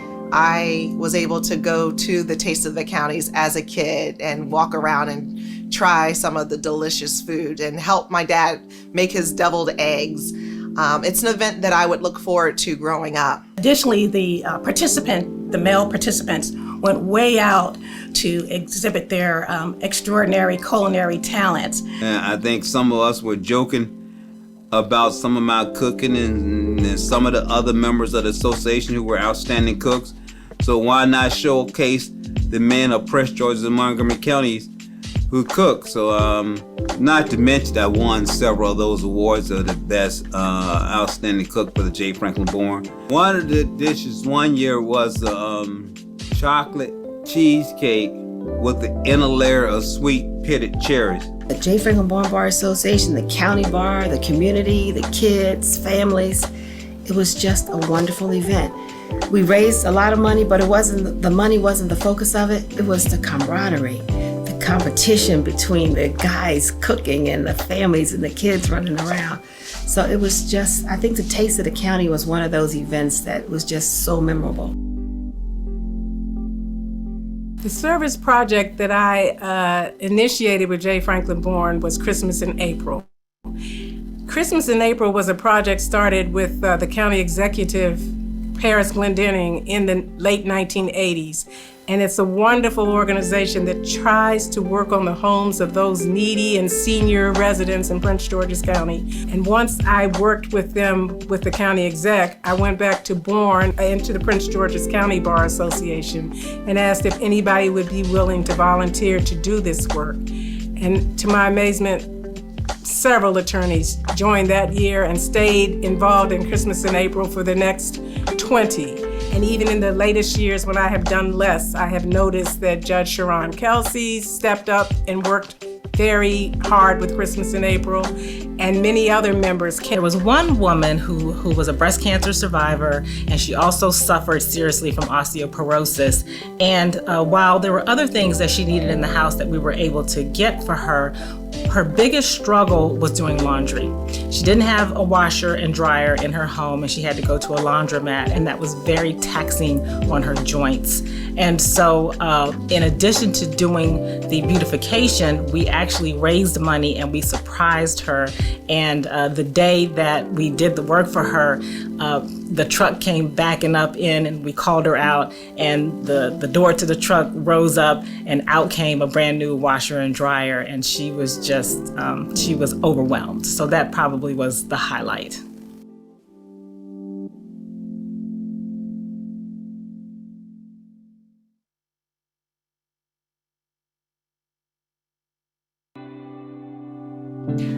I am Kiana Harris, a 2018 recipient of the J. Franklyn Bourne Bar Association Scholarship. I learned about this scholarship after having a conversation with one of my favorite professors, Judge Alexander Williams. I learned that Judge Williams was one of the founders of the J. Franklyn Bourne Bar Association, and I was interested in applying because I've always been interested in love public service. So I felt that the J. Franklyn Bourne Bar Association Scholarship would be a great fit for someone like me. The J. Franklyn Bourne Scholarship was a blessing. Throughout law school, I supported myself financially, and I am a first-generation law student. So receiving the scholarship definitely helped cover the very expensive costs associated with law school. Currently, I'm a fellow at the Georgetown University Law Center's Juvenile Justice Clinic. As a fellow, I supervise third-year law students as they represent clients charged with misdemeanors and felonies in the DC Superior Court. The J. Franklyn Bourne Scholarship helped me get where I am today because it showed employers that I have been recognized by a prestigious bar association like the J. Franklyn Bourne for my public service. Being a member of the J. Franklyn Bourne Bar Association gives me an opportunity to network with other attorneys of color here in the DC, Maryland, Virginia area. Good evening, everyone. I'm Betty Hewlett, Chair of the Prince George's County Planning Board and past President of the J. Franklyn Bourne Bar Association. On behalf of the Bar Association, I have the honor of presenting the Bar Association's highest award, the Wayne K. Curry Spirit of Excellence Award. The award is named in honor of Prince George's County's first African American county executive and fourth president of the J. Franklyn Bourne Bar Association, Wayne Keith Curry. Our beloved homegrown Wayne was a champion for Prince George's County, a visionary who changed the face of the county, who elevated us on a regional and national level, and so believed that this was the earthly promised land. He uplifted our residents to flourish and mentored countless others along the way. He was the definitive champion of all things Prince George's, a transformative leader who was the quintessential Spirit of Excellence. The Wayne K. Curry Spirit of Excellence Award is not presented annually, but only sparingly to those persons who are extraordinarily dedicated visionaries, whose servant leadership has created tremendous opportunity for others, leaving a legacy that will endure far beyond their lifetime. And boy, do we have just the deserving honoree today in Dr. Charlene Mickens Dukes, and we couldn't be more thrilled. Dr. Charlene Dukes was born to lead. One of 9 children, Charlene learned early on about family, about responsibility, about community, about resourcefulness, and that it was not all about her. She learned that it was about sacrifice, helping others, a sense of community, and serving a purpose greater than herself. And that she did. Charlene Mickens Dukes served as the 8th and first woman president of Prince George's Community College. If you know Charlene, you know that, though historic, her ascension to the presidency was not one bit surprising. But what she did with it was simply astonishing. At the outset, cloaked in compassion, determination, and a vigorous desire to create opportunity, Dr. Dukes always put her students first. She is an unshakable visionary who ignited innovation. Under her leadership, Prince George's Community College partnered with Prince George's County Public Schools to establish the very first middle college high school in the state of Maryland, the Academy for Health Science, where upon graduation, students received not just their high school diploma, but concurrently received their associate's degree as well.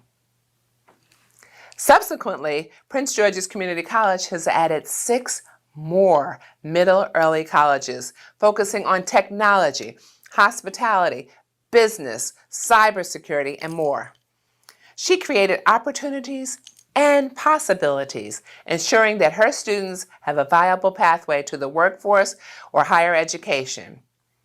She provided access and ensured the support needed for success for any student who wanted it. But if you talk to her students, Dr. Dukes inspired them to want success, and achieve they did. During her tenure, not only did student enrollment increase to over 44,000, but retention increased dramatically too. Many of us will remember the less than attractive trailers of Prince George's Community College. Well, no mas. And that's an understatement. A fierce advocate for the college and her beloved students, under her lion-hearted leadership, Prince George's Community College was able to garner over $300 million for new construction, major renovation, and more. When you visit Prince George's Community College now, you are blown away by the amazing state-of-the-art additions, such as the cutting-edge Culinary Arts Center, the magnificent Center for the Performing Arts, featuring 3 large theaters and an amazing art gallery. Look out, Kennedy Center. On top of that, Dr. Dukes was the catalyst in raising an additional $70 million in philanthropic and grant support for scholarships, program development, and more. And she puts her money where her mouth is. To date, Dr. Dukes is the single highest individual contributor to the Prince George's Community College Foundation, benefiting the college and her beloved students. Is it any wonder that under her leadership, Prince George's Community College was the only college in Maryland to bring home the White House Champion of Change Award presented by President Barack Obama? Yes, Dr. Dukes changed the face of Prince George's Community College in every conceivable way. The physical landscape, the innovative programming, state-of-the-art facilities, the increased enrollment, the increased retention, the dual high school and associate degrees, the student pride, student confidence, and student success, and along the way garnered regional and national acclaim and awe. Only an inspirational, transformational leader could accomplish all of this. Dr. Dukes has deservedly received countless local, regional, and national awards, far too numerous to mention here, but what I've covered provides just a glimpse of her sacrifice and accomplishments. She is a proud mom to Maurice, and now a proud mother-in-law to Chaisa, a loving daughter, a loving sister, a dedicated link, and an immensely proud lifetime member of Delta Sigma Theta Sorority Incorporated. As Wayne Curry changed the face of Prince George's County, referring to his hometown as the Promised Land, that's exactly what Dr. Dukes did. She changed the face of Prince George's Community College, catapulted a respectable community college into a world-class educational institution, blazed a path for student success, and created a land of promise and opportunity. The correlation is unmistakable. So members and guests, the J. Franklyn Bourne Bar Association proudly presents the Wayne K. Curry Spirit of Excellence Award to my soror and friend, a bad, bold barrier breaker, a fierce and tireless advocate, a woman of fortitude, and a true champion of change, the indomitable Dr. Charlene Mickens Dukes. I'm delighted to accept the Wayne K. Curry Award from the J. Franklyn Bourne Bar Association. I will tell you that I am just full of humility, gratitude, and appreciation. I remember when I first met Mr. Curry as he was coming in as the county executive here in Prince George's County. Several years into his tenure, I received a call from him asking me to consider serving on the appointed Board of Education for Prince George's County. And for me, that was the beginning of a long relationship with an individual who I admired greatly. And I so admire the work of the Bourne Association for your commitment to legal justice, community service, and advocacy for those who need advocates in our community. We're living in such difficult times, and we think about advocacy for education, for housing, for employment, for equal wages, and that is just what the J. Franklyn Bourne Association has the opportunity to do. So in addition to Mr. Curry, I certainly have to give kudos to Judge James Taylor, who I know was a colleague and a partner of Mr. Bourne. And I say that because I had the opportunity to work with Judge Taylor in his role as a member of the Board of Trustees at Prince George's Community College. And we were honored to create a scholarship in his honor for those young people who want to consider careers in the law. I have two brothers and a sister cousin who are lawyers, and they do the same work that you all do every day. They advocate on behalf of others. And if not for my just commitment to higher education, I too might have been a lawyer. But I will tell you that this is one of the highlights of my careers, to be able to serve during my tenure more than 300,000 individuals at Prince George's Community College, and to know that I live in a community surrounded by people who care, who advocate, and who support the needs of those who need our support. So thank you very much. I'm honored again to accept this award in memory of Wayne K. Curry. Hello, everyone. Okay. All right. Another year under our belts. Thank you again, Mr. Moulin, Judge Surratt, Judge Houghton. I see Kim still on here, Judge Elamine. Thank you to everybody else who's still here, who participated today. Thank you so much to our fabulous MC, Miss Chandrika Raynell. Yay, thank you so much. Awesome job. And our tech supporter, I mean, she's just our all-around woman. All right, so that ends us for this year. We hope to see everybody back next year. Everybody, thanks for coming. Have a great day and stay safe. Thank you. Bye, everyone. Thank you. All Bye, right. everyone. Bye, guys.